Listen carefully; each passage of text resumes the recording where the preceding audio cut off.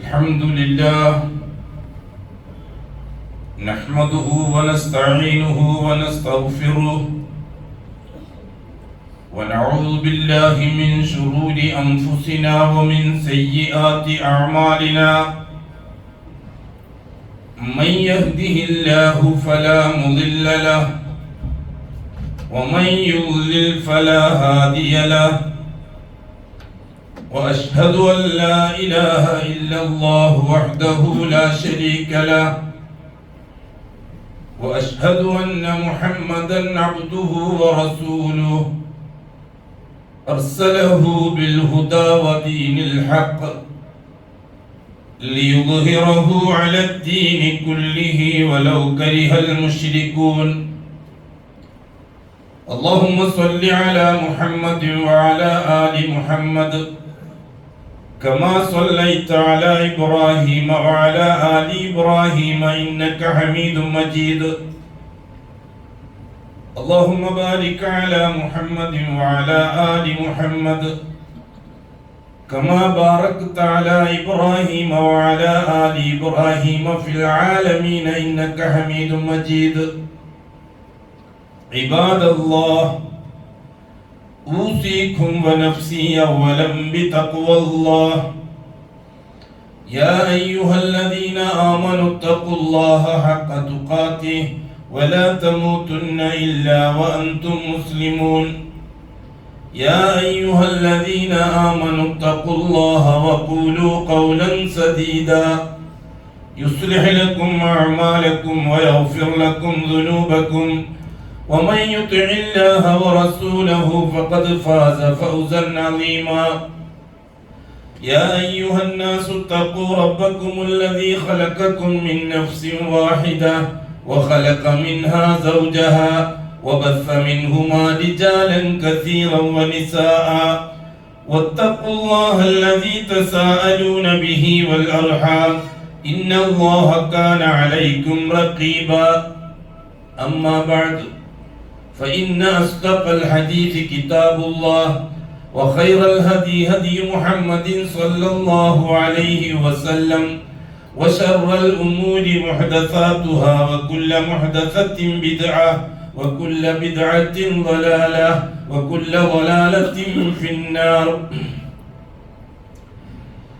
അല്ലാഹുവിന്റെ സത്യവിശ്വാസികളായ അടിമകൾ തഖ്വയുള്ളവരായി ജീവിക്കുകയും അതുവഴി ദുനിയാവിലും ആഖിറത്തിലും അല്ലാഹു പൊരുത്തപ്പെടുന്ന ജീവിതം സമ്പാദിക്കുകയും ചെയ്യണമെന്ന് ആദ്യമായി എന്നോടും തുടർന്ന് നിങ്ങൾ ഓരോരുത്തരോടും വസിയത്ത് ചെയ്യും. അല്ലാഹു സുബ്ഹാനഹു വ തആല മനുഷ്യർക്ക് ഭൂമിയിൽ 2 ദർജകൾ നൽകി അനുഗ്രഹിച്ചിട്ടുണ്ട്. ഒന്നാമത്തെ ദർജ ഖിലാഫത്തിന്റെ ദർജയാണ്, മറ്റേത് ഹിദായത്തിന്റെ ദർജ. ഖിലാഫത്തിന്റെ ദർജ മനുഷ്യർക്ക് ആമായിട്ട് കിട്ടുന്നതാണ്. അവിടെ ജാതിയോ മതമോ വിശ്വാസമോ പ്രമാണമോ ഒന്നും അല്ലാഹു പരിഗണിക്കാറില്ല. ഭൂമിയിൽ ജീവിക്കുന്ന മനുഷ്യർ ഏത് മതക്കാരനായാലും ഏത് ജാതിക്കാരനായാലും ഏത് വിഭാഗത്തിൽപ്പെട്ടവനായാലും ഏത് വിശ്വാസക്കാരനായാലും അല്ലാഹു സുബ്ഹാനഹു വ തആല ആമായിട്ട് നൽകുന്ന ഒരു ജന്മഗുണമാണ് ഖിലാഫത്ത്. ഖിലാഫത്ത് എന്ന ബഹുമാനം മനുഷ്യർക്ക് കിട്ടുന്നത് ജന്മഗുണമാണ്. ഒരു മനുഷ്യനായി ജനിച്ചു എന്നത് മാത്രമാണ് അതിന്റെ യോഗ്യത. അപ്പൊ മനുഷ്യനായി ജനിച്ചവർക്കെല്ലാം ആ ആനുകൂല്യം അല്ലാഹു തആല നൽകുന്നതാണ്. മനുഷ്യൻ എന്നതുകൊണ്ട് ഉദ്ദേശിക്കുന്നത് ബനു ആദമാണ്. ആദമിന്റെ മക്കളെ മാത്രമേ മനുഷ്യനായിട്ട് അല്ലാഹു തആല കാണുന്നുള്ളൂ. അതുകൊണ്ട് തന്നെ ആദമിന് മുമ്പ് ഇവിടെ ജീവിച്ച 2 കാലുള്ള ജീവികളെ പറ്റി ഒന്നും ചിന്തിച്ചിട്ട് സമയം കളയണ്ട. ചിമ്പാൻസികളെ പോലെ, ദിനോസറുകളെ പോലെ, അതുപോലെയുള്ളവരെ പോലെ അതൊന്നും നമ്മുടെ ചർച്ചയിൽ വരുന്നില്ല. നമ്മുടെ ചർച്ചയിൽ അൽ ഇൻസാൻ തുടങ്ങുന്നത് ആദം കൊണ്ടാണ്. അല്ലാഹു തആല മനുഷ്യർക്കിട്ട പേര് തന്നെ ബനു ആദം എന്നാണ്, ആദമിന്റെ മക്കൾ. പിന്നെ ആദം അല്ലാത്ത ഒരാളെ പറ്റി മനുഷ്യന്റെ പൂർവികനായിട്ട് പരിഗണിച്ച് ചർച്ച ചെയ്യേണ്ട ആവശ്യമില്ല. അത് വിവരക്കേടാണ്, ജഹാലത്താണ്. കാരണം ആദം അലൈഹിസ്സലാത്തു വസ്സലാം ആകാശത്തിന്റെ സൃഷ്ടിയാണ്, ബാക്കിയുള്ളതെല്ലാം ഭൂമിയുടെ സൃഷ്ടിയാണ്. ആകാശത്തിന്റെ സൃഷ്ടിക്ക് എങ്ങനെയാ ഭൂമിയിൽ പൂർവികൻ ഉണ്ടാകുക? ആകാശത്തിൽ നിന്ന് വന്നൊരു സൃഷ്ടിക്ക് ഭൂമിയിൽ പൂർവികൻ ഉണ്ടാകുക എന്ന് പറഞ്ഞാൽ ജഹാലത്തല്ലേ അത്? അതിന്റെ പേര് സയൻസ് എന്നാണോ? വിവരക്കേടല്ലേ അതിന്റെ പേര്? ആ വിവരക്കേട് നമ്മളെന്തിനാ ചുമന്ന് നടക്കുന്നത്? അല്ലാഹു സുബ്ഹാനഹു വ തആല ആകാശത്തിൽ നിർമ്മിച്ച്, ആകാശത്തിൽ വിദ്യാഭ്യാസം നൽകി, ആകാശത്തിൽ ഇണയെ നൽകി, ആകാശത്തിൽ കല്യാണം കഴിപ്പിച്ച്, ആകാശത്തിൽ നിന്ന് സ്വർഗത്തിലേക്ക് മാറ്റിപ്പാർപ്പിച്ച്, എന്നിട്ട് ഭൂമിയിലേക്ക് വന്നാളല്ലേ ആദം. ആദമിന് പിന്നെ ഭൂമിയിൽ പൂർവികരുണ്ട് എന്ന് പറഞ്ഞാൽ കടലും പിന്നെന്താണ്? ഇത് ജഹാലത്തല്ലെങ്കിൽ പിന്നെന്താണ്? സയൻസിന്റെ ജഹാലത്ത്. സയൻസ് എന്ന് പറഞ്ഞാൽ തന്നെ ജഹിലാണ്. ജഹിൽ എന്ന് പറഞ്ഞാൽ സ്ഥിരതയില്ലാത്ത അറിവിനാണ് ജഹിൽ എന്ന് പറയുന്നത്. ഒരു അറിവില്ലാത്തതിന് സഫാഹത്ത് എന്നാ പറയാ. ഒരു വിവരമില്ലാത്തതിന് സഫാഹത്ത് എന്നാ പറയാ. ജഹിൽ എന്ന് പറഞ്ഞാൽ അടിസ്ഥാനമില്ലാത്ത അറിവ്. ഇൽമ് എന്ന് പറഞ്ഞാൽ അടിസ്ഥാനമുള്ള അറിവ്. അടിസ്ഥാനമുള്ള അറിവും വഹിയാനി ഷരീഫാൻ. മാ ഖാല അല്ലാഹു വമാ ഖാല റസൂലുള്ളാഹ്. അല്ലാഹു പറഞ്ഞതും അല്ലാഹുവിന്റെ റസൂൽ പറഞ്ഞതുമാണ് ഇൽമ്. മനുഷ്യന്റെ അവന്റെ ബുദ്ധിയിൽ നിന്ന് എടുത്തു പറയുന്നത് ജഹിലാണ്. ജഹിലിന് നിലനിൽപ്പുണ്ടാവില്ല. ജഹിലിന് നിലനിൽപ്പുണ്ടാവില്ല. ഇന്ന് പറഞ്ഞാൽ നാളെ മാറ്റി പറയും, നാളെ പറഞ്ഞാൽ മറ്റന്നാളെ മാറ്റി പറയും. അതാണല്ലോ സയൻസ് എന്ന് പറഞ്ഞാൽ. അതുകൊണ്ട് സയൻസ് ഇൽമല്ല, അത് ജഹിലാണ്. അത് തിരിച്ചറിഞ്ഞേ പറ്റൂ ഈ സമുദായം. അല്ലാഹു സുബ്ഹാനഹു വ തആല ഭൂമിയിൽ ജീവിക്കുന്ന മനുഷ്യന്റെ പൂർവികനെ ഉണ്ടാക്കിയത് ആകാശത്തിൽ വെച്ചാണ്. അതും ഉത്കൃഷ്ടമായ രീതിയിൽ. അള്ളാന്റെ സ്വന്തക്കാരായിട്ട് വന്നവരാണ് മനുഷ്യൻ ഈ ഭൂമിയിൽ. ആ സ്വന്തത്തിന്റെ പേരിൽ ഭൂമിയിൽ നൽകുന്ന ബഹുമാനമാണ് ഖിലാഫത്ത്. ഖിലാഫത്തിന്റെ എന്താ അടിസ്ഥാനം? അള്ളാന്റെ റുബൂബിയത്ത് അംഗീകരിക്കുക എന്നുള്ളതാണ് ഖിലാഫത്തിന്റെ അടിസ്ഥാനം. അള്ളാഹു റബ്ബാണെന്ന് അംഗീകരിക്കുക. എന്താണ് റബ്ബാണെന്ന് അംഗീകരിക്കുക എന്ന് പറഞ്ഞാൽ? എന്താണ് ഈ റുബൂബിയത്ത് കൊണ്ട് ഉദ്ദേശിക്കുന്നത്? അങ്ങനെ ഇങ്ങോട്ട് കിട്ടുന്നത് എന്തും എന്റെ അള്ളാഹുവിൽ നിന്ന് മാത്രമാണെന്ന് അംഗീകരിച്ചു കൊടുക്കുന്നതിന്റെ പേരാണ് റുബൂബിയത്ത് അംഗീകരിക്കുക എന്ന് പറഞ്ഞാൽ. അപ്പൊ ഉലൂഹിയത്തിന്റെ മഴനെയോ ഇങ്ങിന്ന് അങ്ങോട്ട് കൊടുക്കുന്നത് മുഴുവനും അള്ളാഹ്ക്കേ ആവാവൂ എന്ന് അംഗീകരിക്കലാണ് ഉലൂഹിയത്ത്. അപ്പൊ നമ്മൾ ലാ റബ്ബ ഇല്ലല്ലാഹ് പറഞ്ഞിട്ടാണോ മുസ്ലിം ആയത്? ലാ ഇലാഹ പറഞ്ഞിട്ടാണോ മുസ്ലിം ആയത്? ലാ ഇലാഹ പറഞ്ഞിട്ടാണ് മുസ്ലിം ആയത്. അതൊക്കെ മുസ്ലിം ആകണമെങ്കിൽ ലാ ഇലാഹ പറയണം. അല്ല ലാ റബ്ബ ഇല്ലല്ലാഹ് പറഞ്ഞ ഇസ്ലാം സഹിയാവില്ല. ഓൾറെഡി മുസ്ലിം മനുഷ്യർ മുഴുവനും ആകാശ ലോകത്ത് വെച്ച് അള്ളാന്റെ റുബൂബിയത്തിൽ ഷഹാദത്ത് പറഞ്ഞിട്ടുണ്ട് പരിശുദ്ധ ഖുർആൻ. വഇദ അഖദ റബ്ബുക മിൻ ബനി ആദമ മിൻ ദുഹൂരിഹിം ദുർരിയതഹും ഫഅശ്ഹദഹും അലാ അൻഫുസിഹിം അലസ്തു ബിറബ്ബികും ഖാലു ബലാ ഷഹിദിനാ. അല്ലാഹു തആല പറഞ്ഞു, ആദം സന്തതികൾ മുഴുവനും അള്ളാഹുമായിട്ട് ഒരു കരാറിൽ ഏർപ്പെട്ടിട്ടുണ്ട്. ഉടലോടെ ആദം ഉണ്ടായിരുന്നു, ബാക്കിയുള്ളവരുടെ എല്ലാം അർവാഹുകളായിരുന്നു. മനുഷ്യന്റെ അടിസ്ഥാനം റൂഹാണല്ലോ, ശരീരമല്ലല്ലോ. റൂഹിനെ നിലനിൽക്കാനുള്ള ഒരു പേടകം, ഒരു റോബോട്ട് മാത്രമാണ് ഈ ശരീരം. ആവശ്യം തീർന്നാൽ ഇത് ഒഴിവാക്കും. അടിസ്ഥാനം റൂഹാണ്. റൂഹ് ഒരിക്കലും നശിക്കുന്ന പ്രശ്നമില്ല. ഈ ശരീരം നശിക്കും, അത് പുഴുക്കൾക്ക് തിന്നാനുള്ളതാണ്. അത് കഴിഞ്ഞാൽ നാളത്തേക്ക് ആവശ്യം വരുമ്പോൾ വേറെ ഒന്നും കൂടി ഉണ്ടാക്കുക ചെയ്യുക. ഹലക്കിനാക്കും അവല കമാ ഹലക്കിനാക്കും അവല മറ, അങ്ങനെയാണ് പറഞ്ഞത്. അപ്പോൾ റോബോട്ട് ആവശ്യം വരുമ്പോൾ അന്തരം അടുത്തേക്ക് ആവശ്യമായത് ഉണ്ടാക്കാനാണ്. അവിടത്തേക്ക് ആവശ്യമായി ഭൂമിയിലേക്കുള്ള റോക്കറ്റ് വേറെ, ആകാശത്തിലേക്കുള്ള റോക്കറ്റ് വേറെ, ബഹിരാകാശ റോക്കറ്റ് വേറെ, അല്ലെ ഭൂമി. അതേപോലെ അതേപോലെ എന്നല്ല, അതിന് പിന്നെ അത് മനസ്സിലാക്കാൻ വേണ്ടി ഉദാഹരണം പറഞ്ഞ അള്ളാന്റെ കാര്യത്തിൽ ഒന്നും ഉദാഹരണമില്ല. ഈ രീതിയിൽ അല്ലാഹു സുബ്ഹാനഹു വ തആല ആകാശ ലോകത്ത് ആദമിനെയും മക്കളെയും വിളിച്ചു കൂട്ടിയിട്ട് ഒരു കരാർ ഉണ്ടാക്കിയിട്ടുണ്ട് അല്ലാഹു. ആ കരാറിനെ പറ്റിയാണ് ഖുർആൻ പറഞ്ഞത്. വഇദ് അഖദിനാ മിൻ ബനി ആദമ മിൻ ദുഹൂരിഹിം ദുർരിയതഹും. ആദമിനെയും ആദമിന്റെ മക്കളെയും വിളിച്ചു കൂട്ടി അല്ലാഹു സുബ്ഹാനഹു വ തആല ഒരു കരാർ വാങ്ങിയിട്ടുണ്ട്. കരാർ വാങ്ങുക മാത്രമല്ല, ഫഅശ്ഹദഹും, അവരെ കൊണ്ട് ഷഹാദത്ത് അറിയിപ്പിക്കുകയും ചെയ്തിട്ടുണ്ട്. ഏത് വിഷയം? അലസ്തു ബിറബ്ബിക്കും, നിങ്ങളുടെ റബ്ബ് ഞാനല്ലേ. അന്ന് അല്ലാഹു സുബ്ഹാനഹു വ തആല മനുഷ്യരാശിക്ക് മുമ്പ് എന്ന് ഞാനും നിങ്ങളൊക്കെ അവിടെ ഉണ്ടായിരുന്നു. ഖിയാമത്ത് നാൾ വരെയുള്ള മനുഷ്യർ മുഴുവനും ഉണ്ടായിരുന്നു. ഇവിടുത്തെ ഹിന്ദുവും മുസ്ലിമും ക്രിസ്ത്യാനിയും ജൂതനും ഫാസിസ്റ്റും സയനിസ്റ്റും കമ്മ്യൂണിസ്റ്റും സെക്യുലറിസ്റ്റും എല്ലാ ഇസക്കാരും ഒന്നും ഉണ്ടായിരുന്നു അവിടെ. എല്ലാ റൂഹും അമേരിക്കൻ ബൈഡന്റെ റൂഹും, റഷ്യൻ പുട്ടിന്റെ റൂഹും, ഇന്ത്യയിലെ മോഡിയുടെ റൂഹും, അതേപോലെ തന്നെ എല്ലാവരും റൂഹും, ആരോഗ്യമില്ല. ഫിറോന്റെ റൂഹും, നമ്രൂദിന്റെ റൂഹ്, കാറൂന്റെ റൂഹ്, ഇബ്രാഹിം നബിന്റെ റൂഹ്, മൂസാ നബിന്റെ റൂഹ്, ഈസാ നബിന്റെ റൂഹ്, പിന്നൊന്നും പറയാനില്ലല്ലോ. ഖിയാമത്ത് നാൾ വരെയുള്ള മുഴുവൻ മനുഷ്യരുടെ റൂഹ്. മുസ്ലിമിന്റെയും ഹിന്ദുവിന്റെയും ക്രിസ്ത്യാനികളുടെ അല്ലാഹു തആലയുടെ മതം ചർച്ച ചെയ്യുന്നേ ഇല്ല. ഇവിടെ ചർച്ച ചെയ്യുന്ന മുഴുവനും മനുഷ്യനെയും അല്ലാഹുവിന്റെ റുബൂബിയത്തുമാണ്. എന്നിട്ട് അല്ലാഹു തആല പറയുകയാണ്, വഅശ്ഹദഹും ഫഅശ്ഹദഹും അലാ അൻഫുസിഹിം, ഓരോരുത്തരെ കൊണ്ടും ഷഹാദത്ത് അറിയിപ്പിച്ചിട്ടുണ്ട്. ഏത് വിഷയത്തിൽ? അലസ്തു ബിറബ്ബിക്കും, നിങ്ങളെ റബ്ബ് ഞാനല്ലേ. ഖുർആനല്ലേ കൂട്ടരെ. ഇത് ഏതെങ്കിലും നോവലിസ്റ്റ് എഴുതിയ നോവലൊന്നും അല്ലല്ലോ, ഏതെങ്കിലും മുസ്ലിയാരുടെ പ്രസംഗമല്ല, ഏതെങ്കിലും സംഘടനക്കാരന്റെ ഡയലോഗും അല്ല. അല്ലാഹു സുബ്ഹാനഹു വ തആല മനുഷ്യൻ എന്ന സൃഷ്ടിയുടെ പൂർവികനെ സംബന്ധിച്ച് വിശദമാക്കി തരികയാണ്. അവന്റെ ഇന്നലകളെ സംബന്ധിച്ച്. ഫഅശ്ഹദു അലസ്തു ബിറബ്ബിക്കും, നിങ്ങൾ റബ്ബ് ഞാനല്ലേ. ഒരാളുടെ റബ്ബാകാനുള്ള യോഗ്യത എന്താണ്? എന്താണ് റബ്ബ് എന്ന് പറഞ്ഞാൽ? ഞാൻ പലപ്പോഴും നിങ്ങൾക്ക് പറഞ്ഞു തന്നിട്ടുണ്ടോ? റബ്ബ് എന്ന് പറഞ്ഞാൽ എന്താണ്? രക്ഷിതാവ് എന്ന് അർത്ഥം വെക്കരുത്.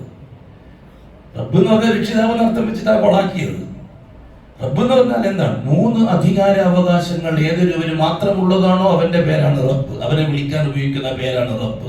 എന്താണ് ആ 3 അധികാരാവകാശം? അൽ മുൽക്കു വൽ ഖൽഖു വത്തദ്ബീർ. ഈ പ്രപഞ്ചം അഖിലാണ്ടത്തിന്റെയും ഉടമസ്ഥനാകാനുള്ള അധികാരം, മുൽക്ക്.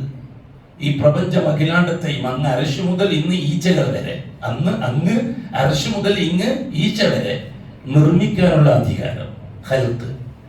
നിർമ്മിച്ചു കഴിഞ്ഞാൽ പിന്നെ അതിനെ കംപ്ലീറ്റ് നിയന്ത്രിക്കാനുള്ള അധികാരം, തദ്ബീർ. ഈ 3 അധികാരം ആർക്കുള്ളതാണോ അവനെ വിളിക്കാൻ ഉപയോഗിക്കുന്ന പേരാണ് റബ്ബ്. ആ റബ്ബ് അല്ലാഹുവാണ്. ഖാലൂ റബ്ബുന അല്ലാഹ്. റബ്ബുന, നമ്മുടെ റബ്ബ് ആരാണ്? അല്ലാഹ്, അല്ലാഹുവാണ്. അപ്പൊ അല്ലാഹുവിനെ വിളിക്കാൻ ഉപയോഗിക്കുന്ന പേരാണ് റബ്ബ്. എന്തുകൊണ്ടാണ് റബ്ബായത്? അധികാരാവകാശങ്ങൾ അവന് മാത്രമായതുകൊണ്ട്. അതിനാൽ ഇങ്ങോട്ട് നമുക്ക് എന്ത് കിട്ടുന്നുണ്ടെങ്കിലും അത് ഉടമസ്ഥനിൽ നിന്ന് കിട്ടുന്നതാണ്, നിർമ്മിച്ചവനിൽ നിന്ന് കിട്ടുന്നതാണ്, നിയന്ത്രിച്ചവനിൽ നിന്ന് കിട്ടുന്നതാണ്. അതിന്റെ അറബി പറഞ്ഞാൽ മാലിക്കിൽ നിന്നും ഖാലിക്കിൽ നിന്നും മുതബ്ബിറിൽ നിന്നും കിട്ടുന്നതാണ്. ഇതാണ് തദ്ബീർ. ഈ റുബൂബിയ്യത്ത് ആകാശലോകത്ത് നമ്മൾ അംഗീകരിച്ചു കൊടുത്തിട്ടുണ്ട്. ഫഅശ്ഹദഹും അലാ അൻഫുസിഹിം അലസ്തു ബിറബ്ബിക്കും ഖാലു. അല്ലാഹ് തന്നെ പറഞ്ഞു, ഖാലു. മനുഷ്യർ മുഴുവനും അന്ന് സമ്മതിച്ചതാണ്. ബല, അതെ നീയാണ് റബ്ബ്. ഇത് നല്ല വിഷയം. അപ്പൊ റുബൂബിയ്യത്തിന്റെ ഷഹാദത്തിൽ മനുഷ്യൻ ജന്മനാ മുസ്ലിമാണ്. അതുകൊണ്ട് തന്നെ ഒരു ക്രിസ്ത്യാനിയുടെ കുഞ്ഞ്, ഒരു ക്രിസ്ത്യാനി പെണ്ണ് പ്രസവിക്കുന്നത് മുസ്ലിം കുഞ്ഞിനെയാണ് ഖുർആന്റെയും ഹദീസിന്റെ അടിസ്ഥാനത്തിൽ. ഒരു ഹിന്ദു സ്ത്രീ പ്രസവിക്കുന്നത് മുസ്ലിം കുഞ്ഞിനെയാണ്. ഒരു ക്രിസ്ത്യാനി, ഒരു ജൂത സ്ത്രീ പ്രസവിക്കുന്നത് മുസ്ലിം കുഞ്ഞിനെയാണ്. ഒരു കമ്മ്യൂണിസ്റ്റ് സ്ത്രീ പ്രസവിക്കുന്നത് മുസ്ലിം കുഞ്ഞിനെയാണ്. എന്തുകൊണ്ടാണ് ആ കുഞ്ഞ് മുസ്ലിം ആയത്? റുബൂബിയ്യത്തിൽ ഷഹാദത്ത് പറഞ്ഞ റൂഹാണ് ആ കുഞ്ഞിലുള്ളത്. അതുകൊണ്ടാണ് പണ്ട് പാർവതിക്ക് ഖുർആൻ ഓതാൻ അവകാശമുണ്ടെന്ന് നാം പറഞ്ഞത്. പാർവതി ജന്മനാ മുസ്ലിമാണ്. പ്രായപൂർത്തിയെത്തിയതിനു ശേഷം ആലോചിച്ചാൽ മതി ബാക്കിയുള്ളത്. പ്രായപൂർത്തി എത്തുന്നത് വരെയും പാർവതി മുസ്ലിമാണ്. അതുകൊണ്ട് ഖുർആൻ ഓതാനും പഠിക്കാനും ഒക്കെ അവകാശം പാർവതിക്കുണ്ട്. ഇവിടുത്തെ എല്ലാ ഹിന്ദു, മുസ്ലിം, ക്രിസ്ത്യാനി, ജൂത വിഭാഗങ്ങൾക്കെല്ലാം കുട്ടികൾക്ക് നല്ല അവകാശമുണ്ട്. അത് ജന്മനാ മുസ്ലിമാണ്. അതിനെ വ്യാഖ്യാനിച്ചിട്ടില്ല അഷ്റഫുൽ ഖൽഖ് പറഞ്ഞത്. എന്താ തിരിയാത്ത മാതിരി കളിക്കുന്നത്? കുല്ലു മൗലൂദിൻ യൂലദു അലൽ ഫിത്ര. കുല്ലു മൗലൂദിൻ, എല്ലാ മനുഷ്യ കുഞ്ഞുങ്ങളും യൂലദു, ജനിച്ച് വീഴുന്നത് അലൽ ഫിത്ര, അൽ ഇസ്ലാം, ഇസ്ലാമിലാണ്. പക്ഷെ റുബൂബിയ്യത്തിന് ഷഹാദത്ത് കൊടുത്തതിന്റെ പേരിൽ മുഴുവൻ മനുഷ്യരും മുസ്ലിമാണ്. ഇന്ന് ഈ ഭൂലോകത്ത് ജീവിക്കുന്ന ഏത് നാട്ടുകാരനാവട്ടെ, അമേരിക്കക്കാരനാവട്ടെ, റഷ്യക്കാരനാവട്ടെ, ലണ്ടൻകാരനാവട്ടെ, കർണാടകക്കാരനാവട്ടെ, വടക്കേരിക്കാരനാവട്ടെ, യവരായ ഏത് മതജാതി വിഭാഗത്തിൽപ്പെട്ടവനായ RSSകാരനാവട്ടെ, BJPക്കാരനാവട്ടെ, കമ്മ്യൂണിസ്റ്റുകാരനാവട്ടെ, കോൺഗ്രസ്സുകാരനാവട്ടെ, ആ വിഭാഗത്തിൽ ഏത് വിഭാഗത്തിൽപ്പെട്ടാലും കുല്ലുഹും മുസ്ലിമൂൻ ബിമുൽദതി, അവർ ജന്മം കൊണ്ട് മുസ്ലിമാണ്. കാരണം അവരുടെ ശരീരത്തിൽ പ്രവർത്തിക്കുന്നത് അള്ളാഹുവിന്റെ റുബൂബിയ്യത്തിൽ ഷഹാദത്ത് പറഞ്ഞ റൂഹാണ്. അതിന്റെ ബഹുമാനം, അതിനാണ് ഖിലാഫത്ത് എന്ന് പറയുന്നത്. ആകാശലോകത്ത് അള്ളാഹുവിന്റെ ഉലൂഹിയ്യത്തിൽ, റുബൂബിയ്യത്തിൽ ഷഹാദത്ത് പറഞ്ഞതിന്റെ ബറക്കത്താണ് ഭൂമിയിൽ കിട്ടിയ ഖിലാഫത്ത്. ഇന്നി ജാഇലുൻ ഫിൽ അർദി വഇദ ഖാല റബ്ബുക ലിൽ മലായികതി ഇന്നി ജാഇലുൻ ഫിൽ അർദി ഖലീഫ. എന്താണ് ഖിലാഫത്ത്? രാജ്യം ഭരിക്കലല്ല. നാട് ഭരിക്കുക എന്നതോ രാഷ്ട്രീയ വിഷയം കൈകാര്യം ചെയ്യുക എന്നുള്ളതോ ഇസ്ലാമിന്റെ അഡ്രസ്സിൽ വേണ്ട. അത് ഇൻസാനിയത്തിന്റെ അഡ്രസ്സിൽ മാത്രം മതി. ഇസ്ലാമിന്റെ അഡ്രസ്സിൽ ഒരു നാട് ഭരിക്കുക, ഒരു ഇസ്ലാമിക രാജ്യം ഉണ്ടാക്കുക എന്നത്തെ പരിപാടി അതിൽ ഇസ്ലാമിനില്ല. ആ അജണ്ടയെ ഇസ്ലാമിനില്ല. അത് ഏതോ പൊളിറ്റിക്കൽ പൊളിറ്റിക്കൽ ജിഹാദുകാരൻ ഉണ്ടാക്കി തീർത്തതാണ് ഈ അടുത്ത കാലത്ത്. ഇതിൽ ഇസ്ലാമിക സംവിധാനമില്ല. അങ്ങനെ ഉണ്ടാകുമായിരുന്നുവെങ്കിൽ നമുക്കറിയാലോ, നീട്ടിക്കൊണ്ടു പോകാൻ പറ്റൂലല്ലോ. മൂസ അലൈഹി സ്വലാത്തു വസ്സലാമിനെ അക്കരെ കടത്തിയിട്ട് ഫിറൗനെ ഏകപക്ഷീയമായി നശിപ്പിച്ചില്ലേ? അല്ലാഹ് നശിപ്പിച്ചില്ലേ? പ്രതിപക്ഷം 100% ഇല്ലാതായാൽ അതിന്റെ ഭരണപക്ഷം വേണ്ടേ? എന്തുകൊണ്ട് മൂസ അലൈഹി സ്വലാത്തു വസ്സലാമിനെ ഈജിപ്തിന്റെ പ്രധാനമന്ത്രിയാക്കിയില്ല? എന്തുകൊണ്ട് ഹാറൂൻ നബി അലൈഹി സ്വലാത്തു വസ്സലാമിനെ ഫലസ്തീന്റെ പ്രധാനമന്ത്രിയാക്കിയില്ല? രണ്ടുപേരെ അല്ലാഹു തആല എന്താ ചെയ്തത്? എതിർപക്ഷത്തെ ഏകപക്ഷീയമായി ബാത്തിന്റെ ശക്തികളെ കടലിൽ മുക്കിക്കൊന്നു. എന്നിട്ട് എന്താ പിന്നെ അല്ലാഹ് ചെയ്തത്? ഇനി നിങ്ങൾ രാജ്യം ഭരിച്ചോളൂ, രാജ്യം വിട്ടുകൊടുക്കുകയാണ്. ഇസ്ലാം പൂർത്തിയായില്ലേ? ഉടനെ 100% മുസ്ലിങ്ങളല്ലേ ഉള്ളൂ ഇപ്പൊ ഈജിപ്തിലും പലസ്തീനിലും. വേറെ ആരുമില്ലല്ലോ ഇപ്പോ. എന്നിട്ട് അല്ലാഹു സുബ്ഹാനഹു വ തആല ചെയ്തത് എന്താണ്? വജാവസ്നാ ബിബനി ഇസ്രായീൽ അൽ ബഹ്റ. ഇസ്രായേലി സമൂഹത്തെ നാട് കടത്തിയ അല്ലാഹു തആല മുസ്ലിങ്ങളോട് പറഞ്ഞു, നിങ്ങൾ ഈജിപ്തിൽ ജീവിക്കണ്ട. മുസ്ലിങ്ങളോടാ പറയുന്നത്. ആദിവാസി മുസ്ലിമീങ്ങൾ, യാക്കൂബ് നബിയുടെയും യൂസുഫ് നബിയുടെയും പേരക്കുട്ടികളാണ് ബനൂ ഇസ്രായേൽ, ഇസ്ഹാഖ് നബിയുടെ പേരക്കുട്ടികൾ. അവരോട് സ്വന്തം നാട് വിട്ടിട്ട് വേറൊരു നാട്ടിലേക്ക് പോകാൻ അള്ളാഹുവിന്റെ കൽപ്പന. ശത്രുക്കളെ പേടിച്ചിട്ടാണെങ്കിൽ ഫറോവനെ കൈകാര്യം ചെയ്യാൻ തീരുമാനിച്ചിരിക്കുകയല്ലേ അള്ളാഹു താല. പിന്നെ ശത്രുക്കളില്ലല്ലോ അവിടെ. ശത്രുക്കളില്ലായിട്ടും എന്തിനാണ് അള്ളാഹു താല മുസ്ലിമീങ്ങളെ ആ നാട്ടിൽ നിന്ന് മറ്റൊരു നാട്ടിലേക്ക് പറഞ്ഞു വിട്ടത്? മൂസ അലൈഹി സ്വലാത്തു വസ്സലാം ഈ വിഷയം മുസ്ലിങ്ങളോട് പറഞ്ഞു, ഇസ്രായേലി മുസ്ലിങ്ങളോട് പറഞ്ഞു. അവർ രണ്ട് ഗ്രൂപ്പായി. ഇസ്രായേലി മുസ്ലിമീങ്ങൾ ചരിത്രത്തിൽ വലിയ രണ്ട് ഗ്രൂപ്പുകളായി. ഒരു ഗ്രൂപ്പ് മൂസ നബിയെ എതിർത്തു, വേറൊരു ഗ്രൂപ്പ് മുസ്ലിമിനെ അംഗീകരിച്ചു. രണ്ട് മുസ്ലിമീങ്ങളും. എതിർത്തവരെന്താ പറഞ്ഞത്? നിങ്ങൾ എന്താ പറയുന്നത് മൂസ നബി? നിങ്ങൾ എന്ത് ന്യായമാണ് ഈ പറയുന്നത്? നമ്മുടെ നാടല്ലേ ഈജിപ്ത്, നമുക്ക് ബാപ്പമാരുടെ കയ്യിലൂടെ കിട്ടിയതല്ലേ ഈജിപ്ത്. നമ്മുടെ ബാപ്പ ഇസ്ഹാഖ്, ഇസ്ഹാഖിന്റെ മകൻ യാക്കൂബ്, യാക്കൂബിന്റെ മകൻ യൂസുഫ്, യൂസുഫിന്റെ 12 മക്കള്, ആ പാരമ്പര്യത്തെ നമുക്ക് അവകാശപ്പെട്ടതല്ലേ ഈജിപ്ത്. എവിടുന്നോ നാട് കടന്നു വന്ന ഫാസിസ്റ്റുകൾക്ക് നാട് വിട്ടുകൊടുത്തിട്ട് നമ്മൾ ഇവിടുന്ന് പോകണമെന്ന് പറഞ്ഞത് നിങ്ങൾ എന്താ ന്യായം പറയുന്നത് മൂസ നബിയെ? ഇതന്നെ ഇപ്പോഴും ഷിയാക്കൾ സലഫികളോട് ചോദിക്കുന്നത്, നിങ്ങൾ എന്ത് ന്യായമായി പറയുന്നത്? ഷിയാക്കള് സലഫികളോട് ചോദിക്കുന്ന ന്യായം അത് തന്നെയാണ്. അന്ന് അല്ലാഹു സുബ്ഹാനഹു മൂസ അലൈഹി സ്വലാത്തു വസ്സലാം പറഞ്ഞത് എന്താണ്? ഇത് അല്ലാഹുവിന്റെ കൽപ്പനയാണ്. ഹിക്മത്ത് നന്നായിട്ട് അറിയുന്നവനിക്ക് അവനാണ്. അവൻ പറയുന്നു, നാം അനുസരിക്കുന്നു. അവൻ മഅബൂദ്, നമ്മുടെ അബ്ദ്. ഇതാണ് നമ്മൾ ലാ ഇലാഹ ഇല്ലല്ലാഹ് പറഞ്ഞത്. അനുസരിച്ചേ പറ്റൂ. നിർബന്ധിച്ച് അനുസരിപ്പിച്ചു മൂസ നബി അവരെ കൊണ്ട്. എല്ലാവരും നാട് വിടാൻ തീരുമാനിച്ചു. എല്ലാം പറക്കി കെട്ടി ഈജിപ്ത് വിട്ടു. ചെങ്കടലിന്റെ തീരത്തെത്തിയപ്പോൾ പ്രശ്നം ഗുരുതരമായി. മുമ്പിൽ കടലിൽ പിറകെ ഫിറോന്റെ പട്ടാളം വരുന്നുണ്ടെന്നാണ് കേട്ടത്. അവിടെയും രണ്ട് ഗ്രൂപ്പ് ശക്തമായി. ഒരു ഗ്രൂപ്പ് മൂസ അലൈഹി സ്വലാത്തു വസ്സലാം എന്ത് പറഞ്ഞാലും അനുസരിക്കാൻ പാകത്തിൽ, അവരാണ് മുസ്ലിം. അൽ ഇസ്ലാം അൽ ഇസ്തിസ്ലാമു ലില്ലാഹി ബിത്തൗഹീദ് والطاعة له والانقياد له بالطاعة البراءة من الشرك وأهله. ഇതാണ് ഇസ്ലാം. ഇസ്ലാമിന്റെ നിർവചനം അതാണ്. ഇസ്ലാം എന്ന് പറഞ്ഞാൽ എന്താ? മൂന്ന് കാര്യങ്ങളാണ്. ഒന്ന് അൽ ഇസ്തിസ്ലാമു ലില്ലാഹി ബിത്തൗഹീദ്, അവർ എന്ത് പറഞ്ഞാലും അനുസരിക്കാൻ വേണ്ടി ഒഴുകി കൊടുക്കുക. അന്ന് എന്ത് പറഞ്ഞാലും അത് അനുസരിച്ചുകൊണ്ട് കീഴടക്കം രേഖപ്പെടുത്തുക, ചോദ്യമില്ല.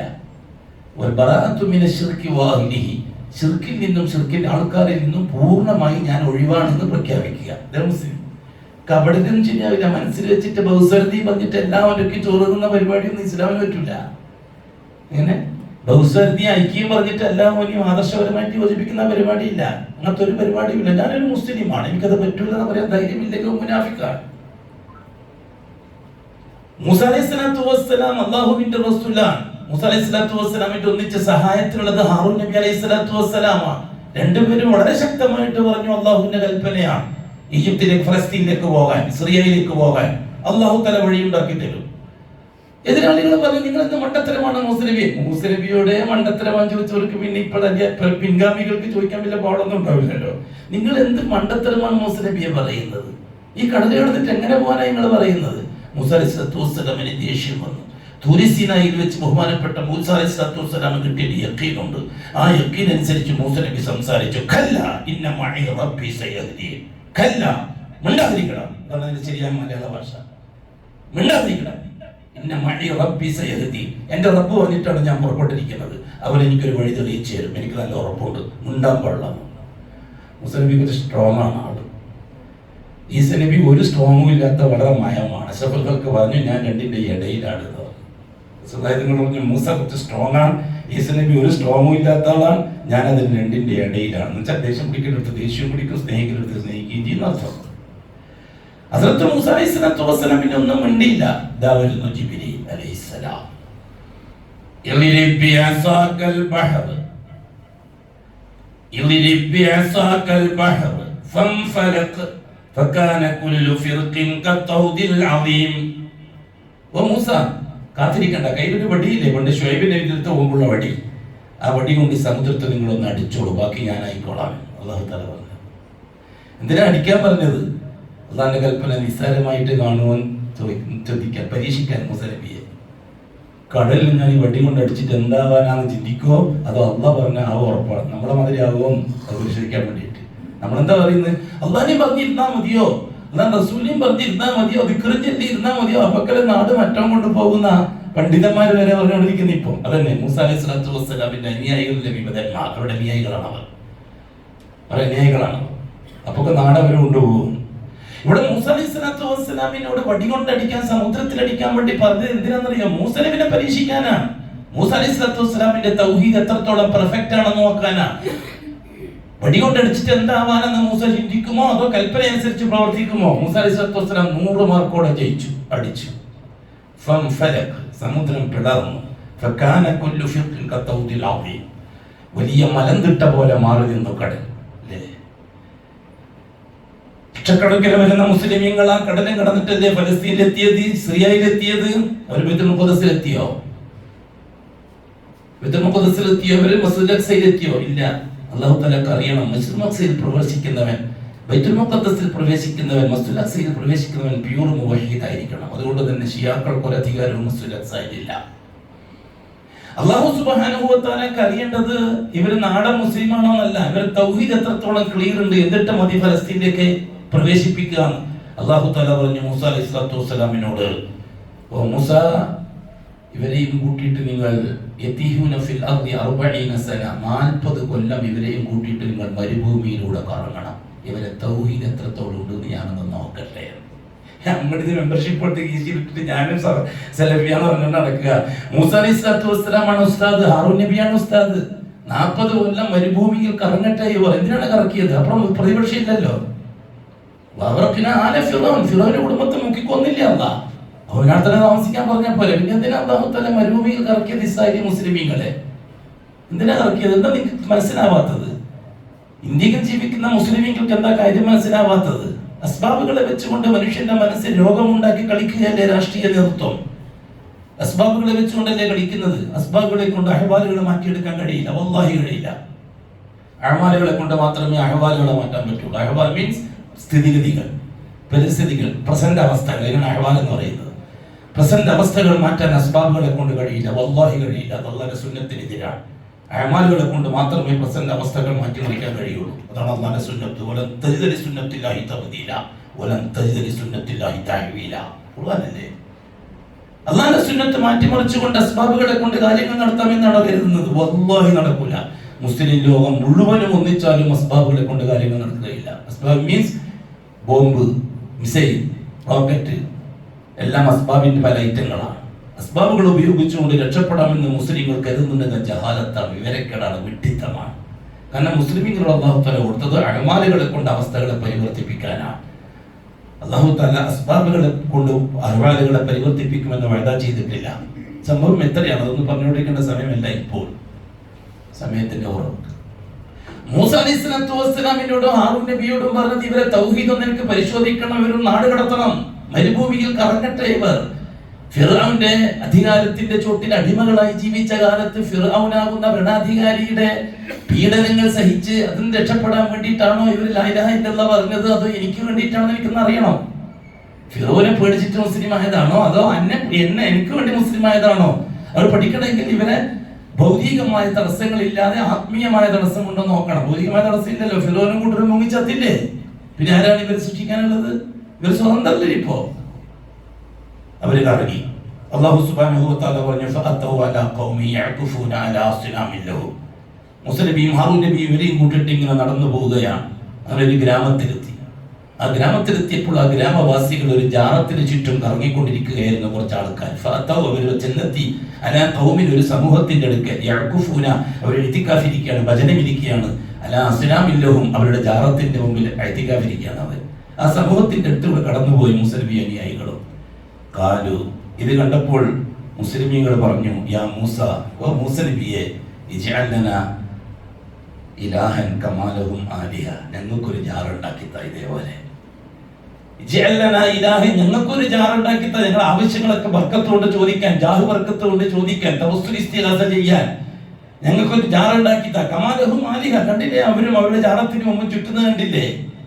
മൂസ അലൈഹി സ്വലാത്തു വസ്സലാമിന് ദേഷ്യം അടക്കാൻ കഴിഞ്ഞില്ല. ഇന്നക്കും ഖൗമുൻ തജ്ഹലൂൻ, ജാഹിലീങ്ങൾ, വിവരം കെട്ടവര്. അള്ളാഹുവിനെ നേരിട്ട് കണ്ടവരല്ലേ നിങ്ങൾ? നേരിട്ട് അനുഭവങ്ങൾ കണ്ടവരല്ലേ? ചെങ്കടലി വളർന്നിട്ട് അള്ളാഹുവിന്റെ കുതിർത്ത് കണ്ടവരാ. മഞ്ഞ സലവ ഇറക്കിയിട്ട് അടുത്ത് നിന്നിട്ട് കണ്ടവരാ. അങ്ങനെ ബനൂ ഇസ്രായേൽ അള്ളാഹ് നേരിട്ട് സഹായിക്കല്ല. യാ ബനി ഇസ്രായേൽ, യാ ബനി ഇസ്രായേൽ. അല്ലാഹു സുബ്ഹാനഹു വ തആല ഇസ്രായേലിനെ വിളിച്ചിട്ട് പറഞ്ഞതാണ്, ഫളൽതുകും അലൽ ഉദ്കുറു നിഅമതി അല്ലതി അൻഅംതു അലൈക്കും വഅന്നി ഫളൽതുകും അലൽ ആലമീൻ. ഞാൻ നിങ്ങൾക്ക് ചെയ്ത നിഅമത്ത് നിങ്ങൾ മറക്കണ്ട. നിങ്ങളെ ഭൂലോകത്ത് വെച്ച് ഏറ്റവും നല്ലവരാക്കിയത് ഞാനാണ്. ആ രീതിയിൽ അല്ലാഹുമായിട്ട് അടുത്തവരല്ലേ നിങ്ങൾ? ഇവർ ജാറം കണ്ടപ്പോൾ നിങ്ങളെല്ലാം തെറ്റിയല്ലേ? അല്ലാഹു സുബ്ഹാനഹു വ തആല മൂസാ നബിയെയും ഹാറൂൻ നബിയെയും മുസ്ലിമീങ്ങളെയും ഫലസ്തീനിൽ പ്രവേശിപ്പിച്ചില്ല. മൂസാ നബിക്കും ഹാറൂൻ നബിക്കും വഫാത്താകുന്നത് വരെയും ബൈത്തുൽ മുഖദ്ദസിൽ കടക്കാൻ സൗഭാഗ്യം കിട്ടിയിട്ടില്ല. ഈ ബഹുമാനത്താൽ യൂശൈ നബിയുടെ കാലത്താണ് ബൈത്തുൽ മുഖദ്ദസിലേക്ക് അഥവാ മസ്ജിദുൽ അഖ്സയിലേക്ക് മുസ്ലിമീങ്ങൾ പ്രവേശിക്കുന്നത്. മൂസാ നബിക്കും ഹാറൂൻ നബിയും ഇപ്പം മലഞ്ചെരുവിലൂടെയോ മരിച്ചു.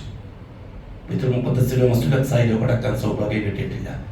നാം ചരിത്രം അറിയില്ല, നമുക്ക് ചരിത്രം നമ്മൾ പഠിക്കുകയും ചെയ്യില്ല. കാരണം പഠിച്ചു വെച്ചത് മറക്കാതിരിക്കാൻ.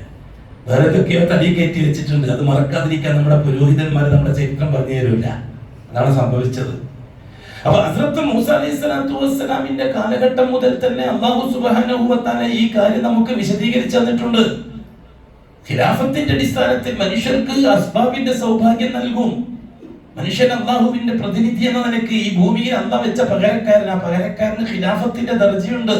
ആ ഖിലാഫത്ത് നാട് ഭരിക്കലാണ് എങ്കിൽ മൂസാ നബിന്റെ ഹാറൂൻ നബിന്റെ നേതൃത്വത്തിൽ രാജ്യം ഭരിക്കാൻ കൊടുക്കണം.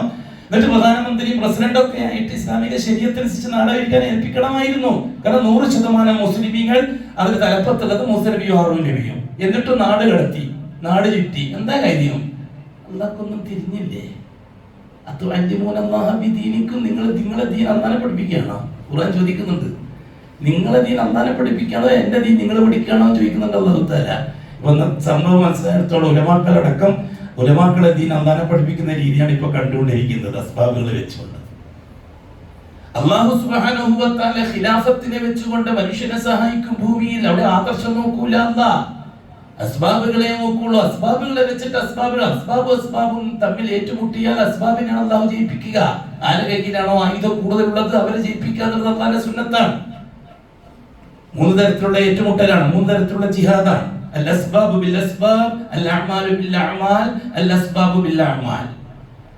വസ്തുക്കളും ആയുധവും തമ്മിലുള്ള ഏറ്റുമുട്ടൽ, ആയുധവും ആദർശവും തമ്മിലുള്ള ഏറ്റുമുട്ടൽ, ആദർശവും തമ്മിലുള്ള ഏറ്റുമുട്ടൽ. ഇതാണ് ജിഹാദ്.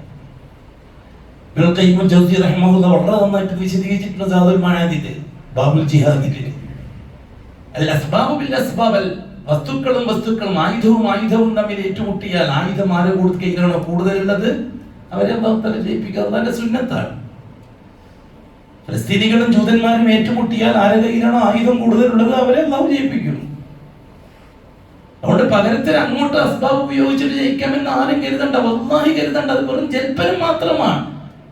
ഇവിടുത്തെ പൊളിറ്റിക്കൽ ജിഹാദുകാരുടെ വീരവാദം മാത്രമാണത്. നടക്കൂല. അല്ലാഹുവിന്റെ സുന്നത്തിനെതിരായിട്ടൊന്നും നടക്കും. അല്ലെങ്കിൽ പിന്നെ അസ്ബാബും അഅ്മാലും തമ്മിൽ, ആദർശവും ആയുധവും തമ്മിലുള്ള ഏറ്റുമുട്ടൽ. അതാണ് ബദറിൽ നാം കണ്ടത്. ഒരു വിഭാഗത്തിന്റെ കയ്യിൽ ആദർശം മാത്രം, മറ്റേ വിഭാഗത്തിന്റെ കയ്യിൽ ആയുധം മാത്രം. ആയുധം ഒന്നുമില്ലാത്ത ആദർശക്കാരെ അല്ലാഹു ജയിപ്പിച്ചു. നമുക്ക് സുന്നത്തോടുപ്പിച്ചാൽ കണ്ടിട്ടാണ് അല്ലാഹുവിന്റെ 100% ആയുധധാരികളായ ഖുറൈശികളെ അല്ലാഹു തആല നിലനിർത്തിച്ചു അല്ലേ? ഒരായുധവും ഇല്ലാത്ത മുസ്ലിമീങ്ങൾ ജയിച്ചു. ഇവിടെ അസ്ബാബും അഅ്മാലും തമ്മിൽ ഏറ്റുമുട്ടി, അഅ്മാൽ ജയിച്ചു, അസ്ബാബ് തോറ്റു. മൂന്നാമത്തത് അഅ്മാലും തമ്മിലുള്ള ഏറ്റുമുട്ടലാണ്. ആദർശവും തമ്മിലുള്ള ഏറ്റുമുട്ടൽ. അതിനാണ് നാം ഇജ്തിഹാദ്, മുജ്തഹിദ് എന്നൊക്കെ പറയുന്നത്. മുജ്തഹിദുകൾ തമ്മിലുള്ള ഏറ്റുമുട്ടൽ. ഇമാം അലി റളിയല്ലാഹു അൻഹു ഇമാം മുആവിയ റളിയല്ലാഹു അൻഹു തമ്മിലുള്ള ഏറ്റുമുട്ടൽ പോലെ ഇജ്തിഹാദി ഏറ്റുമുട്ടലാണ്, ആദർശപരമായ ഏറ്റുമുട്ടലാണ്. എന്താണ് ഇതിനെപ്പറ്റി അല്ലാഹു തആല അല്ലാഹുവിന്റെ റസൂൽ പറഞ്ഞത്? ഇജ്തിഹാദ് ജയിച്ചാൽ 2 പ്രതിഫലം, തോറ്റാൽ 1 പ്രതിഫലം, പിഴവ് പൊറുക്കപ്പെടുകയും ചെയ്യും എന്നല്ലേ പറഞ്ഞത്. ഇവിടെ മുആവിയ റളിയല്ലാഹു അൻഹുവിന്റെ ഇജ്തിഹാദ് ജയിച്ചെങ്കിൽ മുആവിയ റളിയല്ലാഹു അൻഹു 2 കൂലി, അലി റളിയല്ലാഹു അൻഹുവിന്റെ ഇജ്തിഹാദാണ് ജയിച്ചതെങ്കിൽ അലി റളിയല്ലാഹു അൻഹു 2 കൂലി. അഥവാ ഇജ്തിഹാദ് ജയിച്ചില്ല എങ്കിൽ 1 കൂലി, ഇജ്തിഹാദ് ചെയ്ത കൂലി. തീരുമാനം പിഴച്ചത് പൊറുക്കപ്പെടുകയും ചെയ്യുന്നല്ലേ.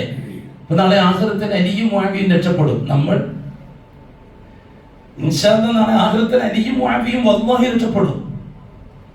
കാരണം അവർ ഇജ്തിഹാദും തമ്മിലാണ് ഏറ്റുമുട്ടിയത്. ഇസ്മായിൽ അള്ളാഹുവിന്റെ ഇജ്തിഹാദും അലിയുടെ ഇജ്തിഹാദും രണ്ടാളും ആദിലികളാണ്, സഹാബാക്കളാണ്, നീതിമാന്മാരാണ്, പണ്ഡിതന്മാരാണ്. അവർക്ക് ഇജ്തിഹാദ് ചെയ്യാനുള്ള അവകാശമുണ്ട്. ആ അവകാശമാണ് അവർ ചെയ്തത്. അതിൽ ആര് ജയിച്ചു ആര് തോറ്റു ഇൻഷാ അല്ലാഹ് ചർച്ച ചെയ്യപ്പെടുന്ന നാളെ ആഖിറത്തിൽ. ജയിച്ചവർക്ക് 2 കൂലിയും കൊടുക്കും, തോറ്റവർക്ക് 1 കൂലിയും കൊടുക്കും, തോറ്റതിന്റെ വിറ്റ് പുറത്തു കൊടുക്കുകയും ചെയ്യും. നമ്മൾ പറഞ്ഞവർ നമ്മൾ തറം വരും. ഇതൊന്നും ഇവിടുത്തെ രാഷ്ട്രീയക്കാർക്ക് മനസ്സിലാക്കിക്കൊള്ളണമെന്നില്ല. മുആവിയ റളിയല്ലാഹുവിനെയും അലി റളിയല്ലാഹു തആല അൻഹുവിനെയും രാഷ്ട്രീയത്തിന്റെ പേരിൽ തെറി പറയുന്ന ഇസ്ലാം പാർട്ടിക്കാർക്ക് ഇത് മനസ്സിലാക്കിക്കൊള്ളണമെന്നില്ല. കാരണം അവർ ഇസ്ലാമിന്റെ ചരിത്രങ്ങളെ രാഷ്ട്രീയത്തിന് വേണ്ടി ഉപയോഗിച്ച് ഈ പാവപ്പെട്ട സമുദായത്തെ വഞ്ചിക്കുന്നവരാണ് അവർ. അതുകൊണ്ടാണ് അവർ ആ ചർച്ച വെക്കാത്തത്, സമൂഹത്തിന് അറിയിക്കാത്തത്. ഇരിക്കട്ടെ, അല്ലാഹു സുബ്ഹാനഹു വ തആല മനുഷ്യർക്ക് നൽകിയ ഖിലാഫത്തിന്റെ ബഹുമാനത്തിലാണ് അവരുടെ ആവശ്യങ്ങൾ പൂർത്തിയാക്കി കൊടുക്കുന്നത്. അവിടെ അല്ലാഹു തആലയുടെ വേറൊന്നും പരിഗണിക്കാറില്ല. ഇവരെ ഏത് മതക്കാരനാണ്, ജാതിക്കാരാണ്. ഫിറോൻ ദുആ ചെയ്താലും അല്ലാഹു കബൂലാക്കും, നമ്രൂദ് ദുആ ചെയ്താലും അല്ലാഹു കബൂലാക്കും, ഹാമാൻ ദുആ ചെയ്താലും അല്ലാഹു കബൂലാക്കും, ഇവിടുത്തെ ഹിന്ദു ദുആ ചെയ്താലും അല്ലാഹു കബൂലാക്കും. ആവശ്യങ്ങളുടെ കാര്യത്തിൽ അല്ലാഹു സുബ്ഹാനഹു വ തആല ഹിന്ദുവാണോ മുസ്ലിമാണോ നോക്കാറില്ല, ആവശ്യങ്ങൾ പൂർത്തിയാക്കി കൊടുക്കുക എന്നുള്ളതാണ്. ദുആ എന്നല്ലോ മൂസ അലൈഹിസ്സലാത്തു വസ്സലാമിന്റെ കാലഘട്ടത്തിൽ ഫിറോൻ ദുആ ചെയ്യാൻ പറഞ്ഞു. അല്ലാഹുവിനോട് മൂസ നബി, മൂസ ഒന്ന് അല്ലാഹുവിനോട് ദുആ ചെയ്യ്, നമ്മുടെ ഈ ദാരിദ്ര്യം ഒന്ന് മാറി കിട്ടാൻ വേണ്ടിയിട്ട്. മൂസ നബി ദുആ ചെയ്തു, അല്ലാഹു ദാരിദ്ര്യം മാറ്റുകയും ചെയ്തു. ദാരിദ്ര്യം മാറിയപ്പോൾ ഫിറോൻ പറഞ്ഞു, അത് മൂസന്റെ കഴിവ് കൊണ്ടൊന്നുമല്ല, എന്റെ സാമർത്ഥ്യം കൊണ്ടാണ് ദാരിദ്ര്യം മാറിയത്. മൂസ അലൈഹിസ്സലാത്തു വസ്സലാം വീണ്ടും ഫറോനെതിരായിട്ട് പ്രവർത്തിക്കാൻ തുടങ്ങി, തൗഹീദിന്റെ പ്രബോധനം തുടങ്ങി. അല്ലാഹു സുബ്ഹാനഹു വ തആല ഫറോ സമൂഹത്തിന്റെ മേൽ فأرسلنا عليهم الطوفان والجراد والقمل والدم والضفادع. രണ്ടാമത്തെ നടപടി എടുത്തു അല്ലാഹു തആല. എന്താണ് നടപടി? فأرسلنا عليهم الطوفان, വെള്ളപ്പൊക്കത്തെ ഇറക്കി കൊടുത്തു. والجراد, വെട്ടുകിളി ഇറക്കിയിട്ട് അല്ലാഹു തആല സൃഷ്ടിച്ചു. والدم, രക്തം, എവിടെ നോക്കിയാലും രക്തം, വെള്ളം കുടിക്കാൻ കിട്ടുന്നില്ല. والقمل, പേൻ, എവിടെ നോക്കിയാലും പേൻ. والضفادع, എവിടെ നോക്കിയാലും തവള. ഇതൊന്നും ഇപ്പോഴത്തെ ഇസ്ലാം പാർട്ടിക്കാർക്ക് മനസ്സിലാവില്ല. കാരണം ലാ ഇലാഹ ഇല്ലല്ലാഹ് സയൻസ് റിസർവക്കാരാണ്. അതുകൊണ്ട് സെൻസസുകാർക്ക് എന്ത് ഈച്ച എന്ത് പൂച്ച, അതൊക്കെയല്ലേ ബോംബ്, അതേപോലെ തന്നെ മിസൈൽ. ഇവിടെ അല്ലാഹു തആല പറഞ്ഞിരുന്ന ആയുധം തവള, ഈച്ച, പൂച്ച, ഇതൊക്കെ ഏതംഗീകരിക്കും? അശ്ഹദു അൻ ലാ ഇലാഹ ഇല്ലല്ലാഹ് വഅശ്ഹദു അന്ന മുഹമ്മദർ റസൂലുള്ളാഹ്. ലാ ഇലാഹ ഇല്ലല്ലാഹ് മുഹമ്മദുർ റസൂലുള്ളാഹ് അത് അംഗീകരിക്കാൻ കഴിയില്ല. ലാ ഇലാഹ ഇല്ലല്ലാഹ് സെൻസസുകാർക്ക് അത് അംഗീകരിക്കാൻ കഴിയില്ല. സെൻസസുകാർ എപ്പോഴും അസ്ബാബി താക്കത്താണ് നോക്കുക, മുഹമ്മദുർ റസൂലുള്ളാഹ് അഹ്മദി താക്കത്താണ് നോക്കുക. മനസ്സിലാകുന്നുണ്ടോ ഞാൻ പറയുന്നത്? മലയാളം തന്നെയാണ് പറയുന്നത്. നിങ്ങൾക്ക് മനസ്സിലാകുന്നുണ്ടോ എന്നൊന്നും എനിക്കറിയില്ല. നമ്മളെ ഭാഷ അങ്ങനെ അറിയില്ല. ഞാൻ പറഞ്ഞാൽ മനസ്സിലാകുന്ന മലയാളിയുണ്ട്, മലയാളം മനസ്സിലാകുന്നവരില്ലേ നിങ്ങളെല്ലാവരും. അല്ലാഹു സുബ്ഹാനഹു വ തആല ഭൂമിയിൽ മനുഷ്യർക്ക് നൽകുന്ന രണ്ടാമത്തെ യോഗ്യത ഹിദായത്തിന്റെ യോഗ്യതയാണ്. എന്താണ് ഹിദായത്ത് എന്ന് പറഞ്ഞാൽ? ഖിലാഫത്ത് വിശദീകരിച്ചതുപോലെ ഗ്രഹിക്കണം. ഹിദായത്തിന് നാം സന്മാർഗം എന്ന് അർത്ഥം പറഞ്ഞിട്ട് തൊലച്ചു. ഹിദായത്തിന് നാം സന്മാർഗം എന്ന് അർത്ഥം പറഞ്ഞിട്ട് തൊലച്ചു. സന്മാർഗം ഏത് സന്മാർഗം? ഹിദായത്ത് എന്ന് പറഞ്ഞാൽ ഒരു മനുഷ്യൻ ഈ ഭൂമിയിൽ ജീവിക്കുമ്പോൾ അവന്റെ ഏതെങ്കിലും ഒരു വിഷയത്തിൽ ഏത് പ്രശ്നമായാലും അവന്റെ 24 മണിക്കൂർ നേരത്തെ ജീവിതത്തിനിടയിൽ ഉണ്ടാകുന്ന സകല പ്രശ്നങ്ങളും അള്ളാഹുവിനെ മാത്രം അറിയിക്കുകയും അവനോട് മാത്രം ചോദിക്കുകയും നേടുകയും ചെയ്യാനുള്ള മാനസികാവസ്ഥ ആർക്ക് കിട്ടിയോ അവൻ ഹിദായത്തിലാണ്. അതാണ് ഹിദായത്ത്. ആ മാനസികാവസ്ഥക്കാണ് ഹിദായത്ത് എന്ന് പറയുന്നത്. നമ്മൾ പറയുന്ന ഹിദായത്ത് 5 നേരം കൃത്യമായി നിസ്കരിക്കുന്ന, സുന്നത്ത് മുഴുവൻ നിസ്കരിക്കുന്ന, തഹജ്ജുദ് മുഴുവൻ നിസ്കരിക്കുന്ന, എല്ലാ ദിവസവും നോമ്പ് നോക്കുന്ന, ഹജ്ജ് ഓരോ കൊല്ലവും ചെയ്യുന്ന, ഉംറ ഓരോ വർഷം മാസവും ചെയ്യുന്ന, അങ്ങനെ മിസ്കിൻ ഖാന, യത്തീം ഖാന, മുസാഫിർ ഖാന, സകല ഖാനകളും നടത്തുന്ന, അതേപോലെ തന്നെ റിലീഫ് വണ്ടി വേറെ, ആംബുലൻസ് വണ്ടി വേറെ, അതേപോലെ തന്നെ ക്ലിനിക്ക് വേറെ, ബി കോംപ്ലക്സ് ഗുളിക വേറെ, വത്തക്കന്റെ ഗുരു വേറെ, അങ്ങനെ പോകും. ചാരിറ്റി.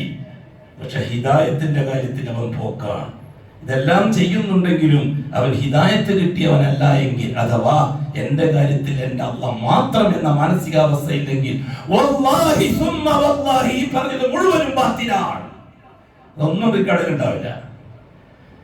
ഈ പലതെല്ലാം ഇബാദത്താകുന്നത് ഹിദായത്ത് പൂർത്തിയാകുമ്പോഴാണ്. ഹിദായത്ത് അല്ലാഹുവിന്റെ വക ഓശാരമായിട്ട് കിട്ടേണ്ടതാണ്. വല്ലാഹി അത് സാമർത്ഥ്യം കൊണ്ട് കിട്ടേണ്ടതല്ല, ഇൽമു കൊണ്ട് കിട്ടാൻ. നമ്മൾ സാധാരണ ചിന്തിക്കാറുണ്ട്, 15 കൊല്ലം കിതാബ് ഓതിയ ഉസ്താദ്, 25 കൊല്ലം മുദരിസായ ഉസ്താദ്, 40 കൊല്ലം ഖാദിയായ ഉസ്താദ്, ഇപ്പൊ സ്റ്റേറ്റ് ഖാദി, കുറച്ച് കഴിഞ്ഞാൽ ഇന്ത്യൻ ഖാദി, പിന്നെ ഇന്റർനാഷണൽ ഖാദി. ഇവർക്കൊന്നും കാര്യം മനസ്സിലായില്ല. ഇന്നലെ വരെ കണ്ട ടൗസർ വിട്ട് ദിനേശ് വീടിന്റെ കുറ്റിയും വെച്ച് തെക്കോട്ടും വടക്കോട്ടും ഏറാപാറ നടന്ന നിനക്കാടാ തൗഹീദ് മനസ്സിലായത്? അത് നമ്മൾ ഉസ്താദിനോ ചോദിക്കരുത്. സാധാരണ ഈ ചെറുപ്പക്കാരനോട് നാം പറയുന്നു, ധൈര്യമായിട്ട് നീ പറയണം, അതെ എനിക്കാണ് മനസ്സിലായത്. നിന്നെ ഉസ്താദ് 15 കൊല്ലം കിതാബ് ഓതി എന്നതുകൊണ്ട് ഹിദായത്ത് കിട്ടിക്കൊള്ളണമെന്നില്ല. 25 കൊല്ലം മുദരിസായി എന്നതുകൊണ്ടും ഹിദായത്ത് കിട്ടിക്കൊള്ളണമെന്നില്ല. അഖില ലോക കാവിയായതുകൊണ്ടും ഹിദായത്ത് കിട്ടിക്കൊള്ളണമെന്നില്ല. എന്താണ് ഹിദായ? എന്ത് പ്രശ്നം വരുമ്പോഴും എൻ്റെ അല്ലാഹു മാത്രം എന്ന മാനസികാവസ്ഥക്കാണ് ഹിദായത്ത് എന്ന് പറയുന്നത്. അതാർക്കുണ്ടോ അവൻ ഹിദായത്തിലാണ്. കൂട്ടരെ ഇൽമ കൊണ്ടും യോഗ്യത കൊണ്ടും ഹിദായത്ത് കിട്ടുമായിരുന്നുവെങ്കിൽ നൂഹ് നബിന്റെ ഭാര്യക്ക് കിട്ടണമായിരുന്നു, കൊടുത്തില്ല അല്ലാഹ്. ലൂത്ത് നബിന്റെ ഭാര്യക്ക് കൊടുത്തില്ല അല്ലാഹ്. ഇബ്രാഹിം നബിന്റെ വാപ്പ കൊടുത്തില്ല. ഇബ്രാഹിം നബിന്റെ വാപ്പാന്റെ മയ്യത്ത് ചത്ത് നാറിയ കഴുതപ്പുലിയുടെ ശരീരം വലിച്ചെറിയുന്നത് പോലെ ആസറിന്റെ ശരീരം നരകത്തിലേക്ക് വലിച്ചെറിയുമെന്നാണ് അഷ്റഫുൽ ഹഖ് പറഞ്ഞത്. സ്വന്തം ഉപ്പാപ്പനെ പറ്റിയാ പറഞ്ഞത്. അവിടെ ബന്ധുവും കുന്തൊന്നും വിഷയമല്ല ആദർശത്തിന്റെ കാര്യത്തില്. അഷ്റഫുൽ വല്യുപ്പാപ്പ ആസർ, ഉപ്പാപ്പ ഇസ്മായില്, അതിനപ്പുറത്ത് ഉപ്പാപ്പ ഇബ്രാഹിം, ഇബ്രാഹിമിന്റെ ഉപ്പ ആസർ, വല്യുപ്പാപ്പ അഷ്റഫുൽ ഹഖിന്റെ. അതൊന്നും ഹിദായത്തിന് യോഗ്യതയല്ല. റസൂലുള്ളാഹി തങ്ങളുടെ ഹദ്റത്തിൽ 8 കൊല്ലക്കാലം കിതാബ് ഓതി പഠിച്ച മഹാപണ്ഡിതനാണ് അബൂ താലിബ്. അഷ്റഫുൽ ഹഖാണ് ഉസ്താദ്. 8 കൊല്ലമാണ് അഷ്റഫുൽ ഹഖിന്റെ ഗുരുകുലത്തിൽ നിന്ന് അബൂ താലിബ് കിതാബ് ഓതിയത്. 8 കൊല്ലം. വഫാത്താകുന്നത് വരെ അഷ്റഫുൽ ഹഖ് പിന്തുടർന്നു അബൂ താലിബിനെ, ഇല്ലേ? അഷ്റഫുൽ ഹഖ് അബൂ താലിബ് മരിക്കുന്നത് വരെയും ഒന്നിച്ചുണ്ടായിരുന്നില്ലേ? അഷ്റഫുൽ ഹഖ് മരിക്കുന്ന അന്നും ഒന്നിച്ചുണ്ടായില്ലേ അഷ്റഫുൽ ഹഖ്? ലോക ചരിത്രത്തിൽ ഇങ്ങനെ ഒരു മഹബത്ത് കാണിച്ചു തരാൻ പറ്റുമോ? അഷ്റഫുൽ ഹഖും അബൂ താലിബും തമ്മിലുള്ള മഹബത്തിന് തുല്യമായിട്ട് ലോക ചരിത്രത്തിൽ കാണിച്ചു തരാൻ പറ്റുമോ? ഭൂലോകത്ത് ജീവിച്ച മുഴുവൻ മനുഷ്യരുടെയും സ്നേഹം തുലാസിന്റെ ഒരു തട്ടിലിടുക, അബൂ താലിബിന് അഷ്റഫുൽ ഹഖിനോടുള്ള സ്നേഹം മറ്റേ തട്ടിലിട്ടാൽ അബൂ താലിബിന്റെ സ്നേഹത്തിന്റെ തട്ടാണ് കൂട്ടൂക്കം കൂടുക. അത്രമാത്രം അഷ്റഫുൽ ഹഖ് സ്നേഹിച്ചില്ലേ അഷ്റഫുൽ ഹഖിനെ അബൂ താലിബ്? തിരിച്ചങ്ങോട്ടും അഷ്റഫുൽ ഹഖ് മാനുഷികമായ അവകാശം വെച്ചുകൊണ്ട് അബൂ താലിബിനെ സ്നേഹിച്ചതുപോലെ ലോകത്താരെങ്കിലും സ്നേഹിച്ചോ? ഖദീജനെ സ്നേഹിച്ചത് ആദർശത്തിന്റെ പേരിലാണ്, അബൂബക്കറിനെ സ്നേഹിച്ചത് ആദർശത്തിന്റെ പേരിലാണ്, ആയിഷനെ സ്നേഹിച്ചത് ആദർശത്തിന്റെ പേരിലാണ്, അബൂ താലിബിനെ സ്നേഹിച്ചത് മാനുഷികതയുടെ പേരിലാണ്. തുല്യതയില്ലാത്ത സ്നേഹം ഒന്നും നേടാൻ അബൂ താലിബിന് കഴിഞ്ഞില്ല. അബൂ താലിബ് നേരെ നരകത്തിലേക്ക് ഒരു ഷൂ ധരിച്ചുകൊണ്ട്. അബ്ബാസ് റളിയല്ലാഹു അൻഹു ചോദിച്ചു, മൂത്താപ്പക്ക് വല്ലതും ചെയ്യാൻ നിങ്ങളെ കൊണ്ട് കഴിയുമോ നിങ്ങളെ സ്നേഹിച്ചതിന്റെ പേരിൽ? അഷ്റഫുൽ ഹഖ് പറഞ്ഞു, ഞാനുള്ളത് കൊണ്ടാണ്. അഷ്റഫുൽ ഹഖ് പറഞ്ഞു, ഞാനുള്ളത് കൊണ്ടാണ് നരകത്തിന്റെ അടിത്തട്ടിൽ കരിഞ്ഞൊടുങ്ങേണ്ട എന്റെ മൂത്താപ്പ നരകത്തിന്റെ ഏറ്റവും മുകളിൽ അഹുവനായ ശിക്ഷ ഒരു നരകത്തിന്റെ ഷൂ മാത്രം ധരിച്ചുകൊണ്ട് കാലാകാലം കഴിയും എന്ന് പറഞ്ഞ റസൂലുള്ളാഹി തങ്ങൾ. അത് ഞാൻ ശുപാർശ ചെയ്തതിന്റെ പേരിലാണെന്ന് അബ്ബാസ് റളിയല്ലാഹു പറഞ്ഞ റസൂലുള്ളാഹി തങ്ങൾ. ഇറാനിയൻ ഷിയാക്കൾ അബൂ താലിബിനെ ശൈഖാക്കി അംഗീകരിച്ചിട്ടുണ്ട്. കാരണം അവരെ വലിയ ശൈഖ് അലിയുടെ ബാപ്പ അബൂ താലിബ് നരകത്തിലാണെന്ന് സമ്മതിക്കാൻ ഇറാനിയൻ ഷിയാക്കൾക്ക് കഴിയില്ല. അതുകൊണ്ട് തന്നെ ഇറാനിയൻ ഷിയാക്കൾക്ക്, കേരളത്തിലടക്കമുള്ള ഇറാനിയൻ ഷിയാക്കൾക്ക് അലിയിൽ നിന്ന് അബൂ താലിബിലേക്ക്, അബൂ താലിബിൽ നിന്നാണ് അവരുടെ പാരമ്പര്യം ഇബ്രാഹിമിലേക്ക് പോകുന്നത്. അവർ ഇപ്പുറത്തേക്ക് കടന്നിട്ട് അഷ്റഫുൽ ഹഖ് വഴി ഇബ്രാഹിമിലേക്ക് എത്താൻ തയ്യാറല്ല അവര്. അതുകൊണ്ട് തന്നെ ഇറാനിയൻ സമൂഹത്തിന് ഇസ്മായിലി പാരമ്പര്യം സംസാരിക്കൂല, അവർ കൂടുതൽ ഇബ്രാഹിമി പാരമ്പര്യമേ കൂടുതൽ സംസാരിക്കുള്ളൂ. ഇറാനിയൻ ഷിയാക്കൾ ഇവർ കൊടിയ ജൂതന്മാരാണ്. ഈസാ അലൈഹിസ്സലാത്തു വസ്സലാമിന്റെ ഉമ്മ മറിയം അലൈഹിസ്സലാത്തു വസ്സലാം വ്യഭിചാരി എന്ന് പറഞ്ഞാലേ ഇസ്രായേലി ജൂതനാവുള്ളൂ. ആയിഷത്തു സിദ്ദീഖ വ്യഭിചാരി എന്ന് പറഞ്ഞാലേ ഇറാനിയൻ ജൂതനാവുള്ളൂ. അതാ വ്യത്യാസം. രണ്ടുപേരും ജൂതന്മാരാണ്, കടുത്ത ജൂതന്മാർ. ഒന്ന് അഷ്റഫുൽ ഹഖിന്റെ കാലത്തുള്ള ജൂതൻ, മറ്റേത് അഷ്റഫുൽ ഹഖിന് ശേഷമുള്ള ജൂതൻ. ആദ്യത്തെ ജൂതൻ ഈസാ നബിയുടെ ഉമ്മ മറിയത്തെ ജാനിയത്താക്കി. രണ്ടാമത്തെ ജൂതൻ അഷ്റഫുൽ ഹഖിന്റെ പ്രിയപ്പെട്ട ഭാര്യ ആയിഷ ബിബിയെ ജാനിയത്താക്കി. ഇവിടെ മറിയം അലൈഹിസ്സലാത്തു വസ്സലാമിനെ സാനിയത്താക്കിയതാണോ കടുപ്പം? ആയിഷാനെ സാനിയത്താക്കിയതാണോ? ആയിഷാനെ സാനിയത്താക്കിയതാണ് കടുപ്പം. അതുകൊണ്ട് തന്നെ ഇസ്രായേലിയൻ ജൂതനേക്കാൾ അപകടകാരിയാണ് ഇറാനിയൻ ജൂതൻ. എന്തുകൊണ്ട് ആയിഷ സിദ്ദീഖാനെ സാനിയത്ത് എന്ന് പറയുന്നത് കൊണ്ട് ഖുർആന്റെ നിഷേധമാണ്. ഖുർആനിൽ പവിത്രതയുള്ള സ്ത്രീ എന്ന് ഖുർആൻ എടുത്തു പറഞ്ഞതാണ് ആയിഷ റളിയല്ലാഹു തആലയെ സംബന്ധിച്ച്. അല്ലാഹു സുബ്ഹാനഹു വ തആല വളരെ കൃത്യമായി ആയിഷ സിദ്ദീഖ റളിയല്ലാഹു തആലയുടെ പവിത്രതയെ സംബന്ധിച്ച് സംസാരിച്ചിട്ടുള്ളതിന്റെ നിഷേധമാണത്. സലഫികളെ ഇപ്പോഴും ഇറാനിയൻ ഷിയാക്കൾ വിളിക്കുന്നത് അബിനാഉസാനിയ എന്നാണ്, വ്യഭിചാരിയുടെ മക്കൾ എന്ന് ആയിഷനെ ഉദ്ദേശിക്കുന്നത്. പറയാൻ ബുദ്ധിമുട്ടുണ്ടെങ്കിൽ ഇപ്പം പറഞ്ഞേ പറ്റൂ. കാരണം എന്താണെന്നറിയോ? സലഫിയത്തിന്റെ പേരിൽ മെമ്പർഷിപ്പ് ഉള്ളവർ പോലും ഇറാനിയൻ ഷിയത്തിന്റെ വക്കീലാണ് എന്ന് നാം മനസ്സിലാക്കുന്നു. അതുകൊണ്ടാണ് നമുക്ക് എളുപ്പത്തിൽ പറയേണ്ടി വന്നത്. ഇതുവരെ നാം പറഞ്ഞിട്ടില്ലാത്ത ഭാഷ അതാണ്. സലഫിയത്തിൽ മെമ്പർഷിപ്പ് ഉള്ളവർക്ക് ഈശിയിലിട്ടിട്ട് രാഷ്ട്രീയ വിഷയം വരുമ്പോൾ ഇറാനിയൻ ഷീയത്തിനെ പിന്തുണക്കുന്ന സലഫികൾ വരെ ഉണ്ടായി കേരളത്തിലും തമിഴ്നാട്ടിലും കർണാടകയിലും അടക്കം. അതുകൊണ്ടാണ് നമുക്ക് ഇത്ര കട്ടിയിൽ പറയേണ്ടി വന്നത്. തിരിച്ചറിവ് വേണം. അസ്സലഫിയ്യത്തു വശ്ശിഇയ്യ ഒരു വലിയ വിഷയമാണ്. അല്ലാഹു സുബ്ഹാനഹു വ തആല ഹിദായത്ത് നൽകി ആദരിച്ചു. ഹിദായത്ത് എന്ന് പറഞ്ഞാൽ എന്നാൽ ഏതൊരു വിഷയത്തിനും അല്ലാഹുവിനെ മാത്രം അംഗീകരിക്കാനുള്ള സൗഭാഗ്യത്തിനാണ് ഹിദായത്ത് എന്ന് പറയുന്നത്. അസൗഭാഗ്യം ആർക്ക് കിട്ടിയോ അവൻ ഹിദായത്തിലാണ്. അത് ഇന്നാക്ക് എന്ന് പറയാൻ നമുക്ക് സാധ്യമല്ല. എനിക്ക് ഹിദായത്ത് കിട്ടിയോ ഇല്ലയോ തീരുമാനിക്കാൻ എനിക്ക് അവകാശമുണ്ട്. കാരണം എന്റെ മാനസികാവസ്ഥ വെച്ചുകൊണ്ട് എനിക്ക് ഹിദായത്ത് തീരുമാനിക്കാം. ഞാൻ എന്റെ ദൈനംദിന ജീവിതത്തിൽ അല്ലാഹു അല്ലാത്ത ഒന്നിനെയും പരിഗണിക്കാൻ ഞാൻ ഉദ്ദേശിക്കുന്നില്ലെങ്കിൽ ഞാൻ ഹിദായത്തിലാണ്. ഞാൻ നിസ്കരിക്കുന്നു, നോമ്പ് വെക്കുന്നു, സക്കാത്ത് കൊടുക്കുന്നു, ഹജ്ജ് ചെയ്യുന്നു, സകല ചാരിറ്റി നടത്തുന്നു. പക്ഷെ എന്റെ ദൈനംദിന വിഷയത്തിൽ എനിക്ക് ബന്ധം മറ്റു ചിലരോടാണ്. അല്ലാഹുവിനെ കൂടാതെ മരിച്ചവരോട്, ജീവിച്ചിരിക്കുന്നവരോട്, ഒന്നിക്ക് ജിന്നിനോട്, അല്ലെങ്കിൽ മലിക്കിനോട്, അല്ലെങ്കിൽ പിശാചിക്കളോട്, അല്ലെങ്കിൽ ദീനാറിനോട്, അല്ലെങ്കിൽ ദിർഹമിനോട്, അല്ലെങ്കിൽ രാഷ്ട്രീയത്തോട്, അല്ലെങ്കിൽ ഭരണത്തോട്. ഇതാണ് എന്റെ മാനസികാവസ്ഥയെങ്കിൽ നീ എത്ര വലിയ നിസ്കാരക്കാരനാണെങ്കിലും നീ ദലാലത്തിലാണ്. ഹിദായത്തിന്റെ ഓപ്പോസിറ്റ് ദലാലത്ത്.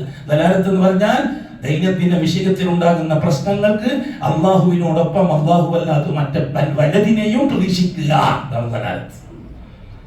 ഈ ഹിദായത്തിനെ വെച്ചുകൊണ്ടാണ് അല്ലാഹു സുബ്ഹാനഹു വ തആല അഅമാലുകൾ നൽകിയിരിക്കുന്നത്. അഅമാലുകൾ ഹിദായത്ത് സസ്പെൻഡ് ആയി പോകാതിരിക്കാൻ, ഡിസ്മിസ് ആയി പോകാതിരിക്കാനുള്ളതാണ്. അഖൂലു ഖൗലി ഹാദാ വല്ലാഹു അഅലം വഅസ്തഗ്ഫിറുല്ലാഹൽ അസീമ ലി വലക്കും വഅസ്തഗ്ഫിഹി അന്നി വഅൻകും വഅൻ ജമീഇൽ മുസ്ലിമീന വൽ മുഅ്മിനീന അജ്മഈന വസ്തഗ്ഫിറുഹു ഇന്നഹു ഹുവൽ ഗഫൂറുർ റഹീം.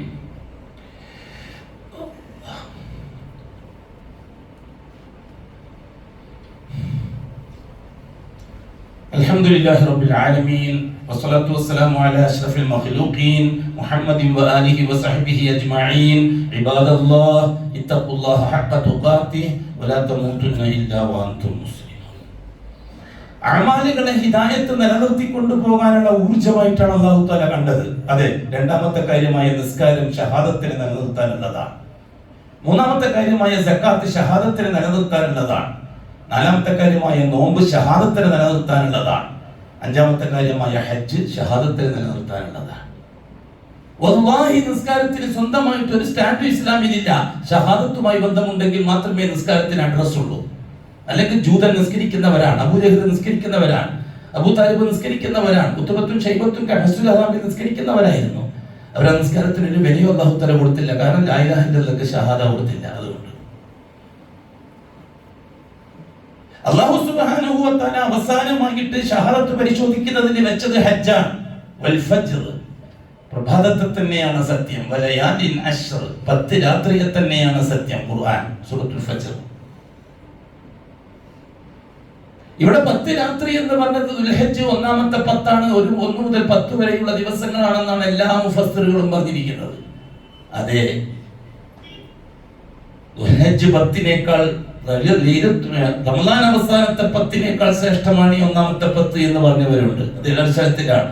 റസൂലുള്ള പഠിപ്പിച്ചതിന്റെ അടിസ്ഥാനത്തിൽ തന്നെയാണ്. രാത്രിയുമായി ബന്ധിപ്പിച്ചാൽ റമദാൻ അവസാനത്തെ 10ന്റെ രാത്രിക്കാണ് പോരിശ. പകലുമായി ബന്ധിപ്പിച്ചാൽ ദുൽഹജ്ജ് ഒന്നാമത്തെ 10നാണ് പോരിശ എന്നാ പറഞ്ഞ ഭാഷ. അഷ്റഫുൽ ഖൽഖ് പറഞ്ഞു, അമലുകളിൽ വെച്ച് ഏറ്റവും വലിയ അമല്, അല്ലാഹുവിലേക്ക് അടുക്കുന്ന അമല്, കഴിഞ്ഞുപോയതും വരാതിരിക്കുന്നതുമായ പാവം പൊറുക്കാൻ പറ്റുന്ന അമല് ദുൽഹജ്ജ് ആദ്യത്തെ 10ലുള്ള അമലാണ് എന്ന് പറഞ്ഞു റസൂലുള്ളാഹി സ്വല്ലല്ലാഹു അലൈഹി വസല്ലം. അൽയൗമ അക്മൽതു ലക്കും ദീനക്കും വഅത്മംതു അലൈക്കും നിഅമതി വറദീതു ലക്കുമുൽ ഇസ്ലാമ ദീന. ഖിയാമത്ത് നാൾ വരെ ദീനുൽ ഇസ്ലാമിനെ പരസ്യമായി പ്രഖ്യാപിച്ച ദിവസം ദുൽഹജ്ജ് 10 ആ 1 മുതൽ 10 വരെയും ആ 10 ആവണം. ഒരു ജൂതൻ വന്നിട്ട് ഉമർ റളിയല്ലാഹുവിനോട് ചോദിച്ചു, യാ അമീറുൽ മുഅ്മിനീൻ, ജൂതനും അമീറുൽ മുഅ്മിനീൻ തന്നെയാണ് വിളിക്കുക, യാ അമീറുൽ മുഅ്മിനീൻ, നിങ്ങളെ ഖുർആനിലുള്ള ഒരു ആയത്തെങ്ങാനും ഞങ്ങൾക്കാണ് ഇറങ്ങിയതെങ്കിൽ ആ ദിവസം ഞങ്ങൾ ആഘോഷമാക്കിയനെ, പെരുന്നാളാക്കിയനെ.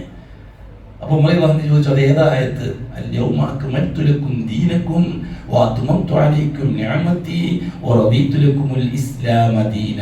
അപ്പൊ ഉമർ റളിയല്ലാഹു പറഞ്ഞു, പെരുന്നാൾ ദിവസം തന്നെയാണല്ലോ ആയത്ത് ഇറങ്ങിയത്. ഒരു അറഫ, ഒരു ദുൽഹജ്ജ് 9 വെള്ളിയാഴ്ചന്റെ നസറിനാണല്ലോ ആയത്തിറങ്ങിയത്. പിന്നെ നിങ്ങളെക്കാൾ വലിയ ആഘോഷം അതല്ലേ എന്ന് പറഞ്ഞു ഉമർ റളിയല്ലാഹു.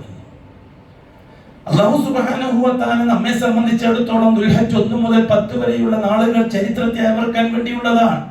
4 ഘട്ടങ്ങളാണ് ചരിത്രത്തിനുള്ളത്. ആദം നബിയുടെ കാലവുമായി ബന്ധപ്പെട്ട ശൈശവഘട്ടം, നൂഹ് നബിയുടെ കാലവുമായി ബന്ധപ്പെട്ട യൗവനഘട്ടം, ബാല്യഘട്ടം, ഇബ്രാഹിം നബിയുടെ കാലവുമായി ബന്ധപ്പെട്ട യൗവനഘട്ടം, അഷ്റഫുൽ ഹഖിന്റെ കാലം മുതൽ ഖിയാമത്ത് നാൾ വരെയുള്ള കാലം, വാർദ്ധക്യഘട്ടം, ഈ 4 ഘട്ടത്തെ ചരിത്രപരമായി അയവിറക്കാനുള്ളത് കൂടിയാണ് ഹജ്ജ്. ഒരു ഹാജി ഒരു ഹജ്ജും കഅബ ഷരീഫിന്റെ മുറ്റത്തിറങ്ങുമ്പോൾ അവരുടെ മനസ്സിലേക്ക് കടന്നു വരുന്ന ആദ്യത്തെ രംഗം ആദം അലൈഹിസ്സലാത്തു വസ്സലാമും ആദം അലൈഹിസ്സലാത്തു വസ്സലാമിന്റെ കാലത്തുള്ള കഅബയും അതിൽ വെച്ച് ചെയ്ത ഹജ്ജും ആണ്. ഇന്ന അവ്വല ബൈത്തുൻ വുദിഅ ലിന്നാസി ലല്ലദീ ബിബക്ക. രണ്ടാമതായിട്ട് ഒരു ഹാജിയുടെ ഹജ്ജുമാന്റെ മനസ്സിലേക്ക് കടന്നു വരുന്നത് നൂഹ് നബിയുടെ കാലഘട്ടമാണ്. വെള്ളപ്പൊക്കത്തിൽ ആകാശത്തിലേക്ക് ഉയർത്തപ്പെട്ട കഅബ 3000 കൊല്ലത്തോളം ആ കഅബ ലോകത്ത് ഉണ്ടായിരുന്നില്ല. അതുകൊണ്ട് തന്നെ പല നബിമാർക്കും ഹജ്ജ് ചെയ്യാൻ തൗഫീഖ് ഉണ്ടായിട്ടില്ല. നൂഹ് നബിന്റെയും ഇബ്രാഹിം നബിന്റെയും കാലത്തിനിടയിൽ വന്ന പല നബിമാർക്കും ഹജ്ജിന് തൗഫീഖ് കിട്ടിയിട്ടില്ല, കഅബാലയം ഇല്ലാത്തത് കൊണ്ട്. ഇതാണ് രണ്ടാമത്തെ ഘട്ടം. ഹാജിയുടെ ഹജ്ജുമാന്റെ മനസ്സിലേക്ക് തവാഫിന് വേണ്ടി ഇറങ്ങുമ്പോൾ കടന്നു വരുന്ന ചരിത്രപരമായ മുഹൂർത്തം ഇബ്രാഹിമി കാലഘട്ടത്തിലേക്ക് വരും. 6000 കൊല്ലം മുമ്പ് നടന്ന സംഭവം സാക്ഷ്യം വഹിച്ചത് മക്കയാണ്. ആ പരിശുദ്ധമായ കഅബാലയമാണ്, തൊട്ടടുത്തുള്ള സംസമാണ്, അപ്പുറത്തുള്ള സഫയും മർവയുമാണ്. അതാണ് ഒരു ഹാജിയുടെ ഹജ്ജുമാന്റെ മനസ്സിലേക്ക് കടന്നു വരുന്ന ചരിത്രപരമായ വികാരം.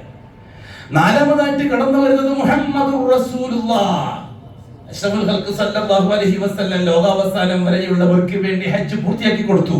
ഖുദൂ അന്നി മനാസിക്കക്കും ലഅല്ലി ലാ അൽഖാകും ബഅദ ആമി ഹാദാ. ഹബീബായ മുത്തായ മുസ്തഫ റസൂലുള്ളാഹി അന്ന് മദീനയിൽ നിന്ന് ഹജ്ജിന് വേണ്ടിയിട്ട് വരുമ്പോൾ ദുൽഹുലൈഫയിൽ വെച്ച് ഹജ്ജിന് ഇഹ്റാം കെട്ടി. ആ സമയത്ത് ഹബീബ് പറഞ്ഞു സഹാബാക്കളോട്, ഖുദൂ അന്നി മനാസിക്കക്കും, ഹജ്ജ് കൃത്യമായിട്ട് നിങ്ങൾ എൻ്റെ അടുത്ത് നിന്ന് പഠിച്ചോളണം. ലഅല്ലി ലാ അൽഖാകും ബഅദ ആമി ഹാദാ, ഈ വർഷം കഴിഞ്ഞാൽ ചിലപ്പോൾ ഞാൻ ഉണ്ടായിന്ന് വരില്ല, അതുകൊണ്ട് ഹജ്ജ് കൃത്യമായിട്ട് പഠിച്ചോ. അതുകൊണ്ട് തന്നെ മസ്തര തർക്കം കൂടുതലില്ലാത്ത ഒരു അമലാണ് ഹജ്ജ്. ബഹുമാനപ്പെട്ട അബ്ദുല്ലാഹ് ഇബ്നു ജുബൈർ റളിയല്ലാഹു തആല അൻഹു വളരെ കൃത്യമായി ഹജ്ജിനെ ഒപ്പിയെടുത്തു. മുപ്പിൽ നിന്നാണ് കൂടുതൽ റിപ്പോർട്ടുകളും വന്നത്. വളരെ ചെറിയ മസ്തര തർക്കം മാത്രമേ ഹജ്ജിന്റെ കാര്യത്തിലുള്ളൂ, വളരെ ചെറിയത്. അതോ പ്രാദേശികമോ അല്ലെങ്കിൽ സാങ്കേതികമായ മസ്തര തർക്കം, ശർഈയായ മസ്തര തർക്കം ഒന്നും ഹജ്ജിനില്ല. അത്ര കൃത്യമായ അഷ്റഫുൽ ഖൽഖ് പറഞ്ഞു. ലോകാവസാനം വരെ എങ്ങനെ തവാഫ് ചെയ്യണം, എങ്ങനെ സഈ ചെയ്യണം, എങ്ങനെ മുടി കളയണം, എങ്ങനെ മുടി മുറിക്കണം, എങ്ങനെയാണ് സംസം കുടിക്കേണ്ടത്, എന്തിനാണ് സംസം കുടിക്കേണ്ടത്, മസ്ജിദുൽ ഹറാം എന്താണ്, മതാഫ് എന്താണ്, സഫ എന്താണ്, മർവ എന്താണ്, ക്ലിയറായി ഖിയാമത്ത് നാൾ വരെ നിലനിൽക്കുന്നത് മുഹമ്മദി കാലഘട്ടത്തോടു കൂടിയാണ്. അപ്പൊ ചരിത്രത്തിന്റെ നിർണായകമായ 4 ഘട്ടങ്ങളെ ഹാജി അയവിറക്കുകയാണ്. നമ്മെ സംബന്ധിച്ചോളം അങ്ങനെ തന്നെയാണ്. നമുക്ക് ഒന്നെന്നോതാണെന്നുള്ള കാര്യം തീരുമാനമായിട്ടില്ല. സൗദി അറേബ്യയിൽ ഇന്നലെ മാസം കണ്ടതിന്റെ പേരിൽ ഇന്ന് സൗദി അറേബ്യയിലെ ദുൽഹജ്ജ് 1. സൗദി അറേബ്യയിലെ മാസപ്പിറവിയെ പരിഗണിക്കാൻ ഇവിടുത്തെ സംവിധാനങ്ങൾ തയ്യാറാണെങ്കിൽ അത് മതി. സൗദി അറേബ്യയിലെ മാസം കാണുന്നതും കുളച്ചൽ മാസം കാണുന്നതും ബട്കൽ മാസം കാണുന്നതും നമ്മളെ സംബന്ധിച്ചിടത്തോളം തുല്യമാണ്. കാരണം നബവി ഇമാമിന്റെ അഭിപ്രായപ്രകാരം തന്നെ കുളച്ചൽ ബട്കൽ മാസം കണ്ടാൽ കുളച്ചിലാർക്ക് എടുക്കാം. തമിഴ്നാട്ടിലെ കുളച്ചൽ 800 കിലോമീറ്റർ ഡിസ്റ്റൻസ് ഉണ്ട്. ആ 800 കിലോമീറ്ററിന്റെ ഉള്ളിൽ 7 മാസം കണ്ടാലും എടുക്കാം. അപ്പൊ പിന്നെ അവര് കിഴക്കൻ പ്രദേശത്ത് കൊടുക്കാം. അപ്പൊ ഇന്ത്യയിൽ ഒട്ടാകെ ഒറ്റ മാസപ്പിറവി മതി എന്നത് ഇമാം നബവി റഹിമഹുല്ലാഹിന്റെ തന്നെ അഭിപ്രായമാണ്. അതിന് അഭിപ്രായത്തിലൊന്നുമില്ല. അതുകൊണ്ട് തന്നെ മക്ക മുക്കറമയിൽ മാസപ്പിറവി കാണുകയും ഹജ്ജിന്റെ ദേശം പ്രഖ്യാപിക്കുകയും ചെയ്താൽ അതനുസരിച്ച് അമൽ ചെയ്യാൻ നമുക്ക് അവകാശമുണ്ട്. പക്ഷെ അതിന് വേണ്ടപ്പെട്ടവന് തയ്യാറാകണം. അറിഞ്ഞിടത്തോളം ഇന്നലെ മാസം കാണാത്തതിന്റെ പേരിൽ ഇന്ന് 30 ആക്കിയിട്ട് നാളെ 1 അങ്ങനെയാണ് ഇരാൽ കമ്മിറ്റി ഒക്കെ തീരുമാനിച്ചത് എന്നാണ് കേരളത്തിൽ നിന്ന് കിട്ടുന്ന വിവരം. അങ്ങനെയാണെങ്കിൽ നാളെ ആയിരിക്കും 1 ആവാം, സംവിധാനമാണ്. അതേ സന്ദർഭത്തിൽ ഷീഈ നേതൃത്വം തീരുമാനിക്കാൻ മുഅ്മിനീങ്ങൾക്ക് എന്താണ് അവകാശം? ദാറുൻ നദ്വയിൽ വെച്ച് അബൂജഹൽ യോഗം കൂടി തീരുമാനിച്ച റസൂലുള്ളാഹി അംഗീകരിക്കുമോ? എന്താ അബൂജഹൽ കൃത്യമായി നിസ്കരിക്കുന്ന ആളായിരുന്നില്ലേ? അബൂജഹൽ കൃത്യമായി ഹജ്ജ് ചെയ്യുന്ന ആളായിരുന്നില്ലേ? അബൂജഹൽ കൃത്യമായി സക്കാത്ത് കൊടുക്കുന്ന ആളായിരുന്നില്ലേ? അബൂജഹൽ കൃത്യമായി സാധുക്കളെ സംരക്ഷിക്കുന്ന ആളായിരുന്നില്ലേ? അത്തരം വിശേഷണങ്ങൾ മതിയെങ്കിൽ അബൂജഹലിന്റെ ദാറുൻ നദ്വയുടെ തീരുമാനം അഷ്റഫുൽ ഖൽഖിന് ബാധകമാകണ്ടേ? നിങ്ങൾക്ക് തോന്നുന്നുണ്ടോ ഒബിസിയുടെ തീരുമാനം അഷ്റഫുൽ ഖൽഖ് അംഗീകരിക്കും തോന്നുന്നുണ്ടോ നിങ്ങൾക്ക്? എങ്കിൽ പിന്നെ ഷീഈ നേതൃത്വത്തിന് അംഗീകരിക്കേണ്ട വല്ല ആവശ്യം നമുക്കുണ്ടോ? ഇവിടെ അന്നാസ് എന്ന് പറയുന്നത് ആരാണ്? അഹ്ലു സുന്നയാണ്. ലാ ഇലാഹ ഇല്ലല്ലാഹുവിന്റെ തൗഹീദ് സംരക്ഷിച്ചവർ ജാറത്തിലെത്താതെ, മുഹമ്മദ് റസൂലുള്ളാഹിയുടെ റിസാലത്ത് സംരക്ഷിച്ചവർ തരീഖത്തിലെത്താതെ. ഇവിടുത്തെ ഖാദി സിസ്റ്റം എന്താണ്? ഒരാൾക്ക് ഖാദിയാകണമെങ്കിൽ ഷീഈ സിസ്റ്റം എന്താണ്? മരിച്ചുപോയ മഹാന്മാർക്ക് കാര്യങ്ങൾ നടത്താനുള്ള ശേഷിയും നമ്മുടെ കാര്യത്തിൽ ഇടപെടാനുള്ള താക്കത്തും ഉണ്ട് എന്ന് അംഗീകരിക്കുന്നവർക്ക് ഖാദിയാകാൻ പറ്റുമെന്നുള്ള ഷീഈ കമ്മിറ്റിക്കാരെ ഭരണഘടനയല്ലേ? എങ്കിൽ പിന്നെ ആ ഷീഈ നേതൃത്വത്തെ പെരുന്നാളിനും നോമ്പിനും അംഗീകരിക്കാൻ എങ്ങനെയാണ്? പറ്റുകയില്ല, ഒരു കാലത്താലും പറ്റുകയില്ല. അതുകൊണ്ട് തന്നെ അഹ്ലുസുന്നയുടെ നേതൃത്വം ചിന്തിക്കേണ്ടതുണ്ട്. ഇനിയെങ്കിലും ഒന്നിക്കൽ ഐക്യത്തോടു കൂടി തീരുമാനമെടുക്കുക, അല്ലെങ്കിൽ മക്കയെ കേന്ദ്രമാക്കിക്കൊണ്ട് നാം അമലുകളെ തർത്തീബാക്കുക. രണ്ടാലൊന്നും സ്വീകരിക്കാവുന്നതാണ്. പക്ഷെ ഒറ്റക്കൊറ്റക്ക് തീരുമാനമെടുക്കാൻ അവകാശമില്ല. മക്കത്ത് കണ്ടുകൊണ്ട് എനിക്ക് നോമ്പാണ്, മക്കത്ത് കണ്ട് എനിക്ക് വരുന്നതെന്ന് പറയാൻ നമുക്ക് അവകാശമില്ല. കണ്ടത് ഹദീസിനെതിരാവും. അതുകൊണ്ട് തന്നെ ഇന്ന് മുതൽ നിന്ന് നാളെ മുതൽ അങ്ങോട്ടുള്ള ദിവസം നാം പരിശോധിക്കുക, വളരെ കൃത്യമായി സൂക്ഷിക്കുക. പകലത്തെ ഇബാദത്തുകൾ റമദാനിൽ ശ്രദ്ധിച്ചതുപോലെ ശ്രദ്ധിക്കുക. രാത്രി കുറച്ചെങ്കിലും നേരത്തെ എഴുന്നേൽക്കുക. അള്ളാഹുവിനോട് കരഞ്ഞ് ദുആ ചെയ്യുക. ഈ 1 മുതൽ 10 വരെയുള്ള ദിനരാത്രങ്ങൾ മുസ്ലിം ലോകത്തിന് വളരെയധികം നേട്ടങ്ങൾ ഉണ്ടാക്കാൻ പറ്റുന്നതാണ്. അതുകൊണ്ട് അഹ്ലുസുന്ന ശ്രദ്ധിക്കണം. തൗഹീദിന്റെ വക്താക്കൾ മുവഹിദുകൾ ശ്രദ്ധിക്കണം. അവർക്കാണ് അള്ളാഹു ആ യോഗ്യത കൊടുത്തിരിക്കുന്നത്. വല്ലാഹി ശിയാക്കളുടെ യോഗ്യത അള്ളാഹു ആകാശത്തിൽ അംഗീകരിക്കുകയില്ല. അതുകൊണ്ട് തന്നെ മുസ്ലിം കാര്യത്തിൽ ഇടപെടാൻ അവർക്ക് യോഗ്യതയുമില്ല, അർഹതയുമില്ല, അതിന്റെ കാര്യവുമില്ല. അതേപോലെ മുവഹിദുകൾ, ഞാൻ നേരത്തെ സൂചിപ്പിച്ചതുപോലെ ഈ ഹിദായത്തിന്റെ പശ്ചാത്തലം ലഭിച്ചവർ, എനിക്ക് എൻ്റെ അല്ലാഹ് മാത്രം, എനിക്ക് എൻ്റെ റസൂല് മാത്രം. ലാ ഇലാഹ അഷ്ഹദു അല്ലാ ഇലാഹ ഇല്ലല്ലാഹ്, അഷ്ഹദു ഞാൻ ജീവിച്ച് തെളിയിക്കാൻ തയ്യാറാണെന്ന് അല്ലാഹു ഉറപ്പ് കൊടുക്കുന്നു. എന്ത്? അല്ലാ ഇലാഹ ഇല്ലല്ലാഹ്, എനിക്ക് എന്ത് പ്രശ്നമുണ്ടെങ്കിൽ എൻ്റെ അല്ലാഹനെ മാത്രമേ ഞാൻ ബന്ധപ്പെടുകയുള്ളൂ, ഞാൻ തെളിയിക്കാൻ തയ്യാറാണ്. അതാണ് അഷ്ഹദു. അല്ലാഹു ചോദിക്കുന്നു, നീ എങ്ങനെയാണ് അത് തെളിയിക്കുക? നിന്റെ ബുദ്ധി അനുസരിച്ചാണോ, നിന്റെ ലോജിക്ക് അനുസരിച്ചാണോ, സയൻസ് അനുസരിച്ചാണോ? പറ്റൂല. ഞാനൊരു റസൂലിനെ അയക്കുന്നുണ്ട്, ആ റസൂല് കാണിച്ചതിനനുസരിച്ച് വേണം. ഏറ്റവും അല്ലാഹുവേ അഷ്ഹദു അന്ന മുഹമ്മദൻ റസൂലുള്ളാഹ്, അഷ്ഹദു ഞാൻ തെളിയിക്കാൻ തയ്യാറാണ്, അന്ന മുഹമ്മദൻ അബ്ദുല്ലാഹിന്റെ പൊന്നുമോൻ മുഹമ്മദ് നിന്റെ റസൂലാണ്. അത് ഞാൻ ജീവിച്ച് തെളിയിക്കും, ഞാൻ ജീവിച്ച് തെളിയിക്കും. ഇന്നലെ വരെ താടി പഠിക്കുന്ന ഒരാൾ ബാർബർ ഷാപ്പിലെത്തി. താടി അയാൾ ഒപ്പിക്കാൻ പറഞ്ഞപ്പോൾ ബാർബറുകാരൻ ചോദിച്ചു, എന്താ ആചാര്യ പറ്റിയത്? ഇന്നലെ വരെ പഠിച്ച നിങ്ങൾ എന്താ ഇന്ന് താടി ഒപ്പിക്കാൻ പറയുന്നത്? എടാ, എനിക്ക് അഷ്ഹദു അന്ന മുഹമ്മദ് റസൂലുള്ളാഹ് മനസ്സിലായടാ. ഞാൻ എന്ത് ചെയ്യുന്നുണ്ടെങ്കിലും എൻ്റെ അടുക്കള തൊട്ട് അങ്ങാടി വരെ എന്ത് വിഷയത്തിലും ഞാൻ മുഹമ്മദി റിസാലത്തിനെയാണ് ഫോളോ ചെയ്യേണ്ടത്. ഞാൻ ഇതുവരെ ജഹാലത്താണ് ഫോളോ ചെയ്തതുകൊണ്ട് ഞാൻ ക്ലീൻ ഷേവ് ചെയ്തത്. എൻ്റെ ഹബീബായ മുഹമ്മദ് മുസ്തഫ റസൂലാണെന്ന് ഞാൻ അള്ളാഹ്ക്ക് കരാർ കൊടുത്തിട്ടുണ്ട്. അതുകൊണ്ട് ഞാൻ താടി പഠിച്ചാൽ ആ കരാറിനെതിരാണ്. അതുകൊണ്ട് ഞാൻ ഇന്ന് മുതൽ താടി പഠിക്കൂല. അതാണ് ഷഹാദ. ഒരു ചെറിയ ഉദാഹരണം പറഞ്ഞേ. അതാണ് ഷഹാദ, അതാണ് അഷ്ഹദു അന്ന മുഹമ്മദ് റസൂലുള്ളാഹ്. അതാണ് യോഗ്യത. ആ യോഗ്യതയുള്ളവരാണ് ലോകത്തിന് വേണ്ടി ദുആ ചെയ്യാൻ അർഹതപ്പെട്ടവർ. അതുകൊണ്ട് മുവഹിദുകൾക്ക്, സലഫികൾക്ക് ജോലി കൂടുതലാണ്. ഇവിടുത്തെ എല്ലാവരുടെ കാര്യവും ശ്രദ്ധിക്കണം, സ്വന്തം കാര്യം ശ്രദ്ധിക്കണം, കുടുംബം, നാട്ടുകാര്, വീട്ടുകാര്, ഇവിടുത്തെ ഷിയാക്കള്, ഹിന്ദുക്കള്, ക്രിസ്ത്യാനികള്, ജൂതന്മാര്, എല്ലാവരുടെ ദുനിയാവിന്റെ കാര്യവും എല്ലാവരുടെ ഹിദായത്തിന്റെ കാര്യവും അല്ലാഹുവോട് പറയാൻ ഏൽപ്പിക്കപ്പെട്ട ഇവിടുത്തെ ന്യൂനപക്ഷം വരുന്ന മുവഹിദുകളാണ്. അവരുടെ ജോലി മറക്കണ്ട. എന്നെ ഓർമ്മിപ്പിക്കുന്നു, നിങ്ങളെയും ഓർമ്മിപ്പിക്കുന്നു. അലാ വ ഇന്നല്ലാഹ സുബ്ഹാനഹു വ തആല അമറനാ ബിസ്സലാത്തി അലൈഹി അംറ ഫഖാല മുഖ്ബിറൻ വ ആമിറ ഇന്നല്ലാഹ വ മലായികതഹു യുസല്ലൂന അലൻ നബി യാ അയ്യുഹല്ലദീന ആമനൂ സല്ലു അലൈഹി വസല്ലിമു തസ്ലീമാ വഖാല അലൈഹി സ്വലാത്തു വസ്സലാം മൻ സല്ല അലൈഹി വാഹിദതൻ സല്ലല്ലാഹു ബിഹാ അലൈഹി അശ്റ അല്ലാഹുമ്മ സല്ലി അലാ മുഹമ്മദ് وعلى آل محمد كما صليت على إبراهيم وعلى آل إبراهيم وبارك على محمد وعلى آل محمد كما باركت على إبراهيم وعلى آل إبراهيم في العالمين إنك حميد مجيد اللهم رضنا نشرف خلفائه الراشدين المهديين أبي بكر وعمر وعثمان وعلي رضي الله عن كل واحدهم أجمعين وارض عنا معهم برحمتك يا أرحم الراحمين اللهم اغفر للمؤمنين والمؤمنات والمسلمين والمسلمات الأحياء منهم والأموات اللهم إنك مجيب الدعوات وقاضي الحاجات طيب ثرانا وثراهم واجعل الجنة مأوانا ومأواهم اللهم أصلحنا وأصلح أئمتنا وأمتنا وولاتنا وولاة أمورنا اللهم اجعل أمورنا بأيدي خيارنا حتى يقودنا إلى الخير من هو خير منا اللهم أصلح أمور المسلمين اللهم ألف بين قلوب المسلمين الموحدين وأصلح ذات بينهم يا رب العالمين اللهم أعزنا وأعز الإسلام والمسلمين اللهم أذل الشرك والمشركين اللهم مزق المملكة المشركين الكافرين الحربيين الظالمين اليهود والنصارى والشيعيين بعزتك وقدرتك يا رب العالمين وصلى الله على خير خلقه محمد وآله وصحبه أجمعين والحمد لله رب العالمين.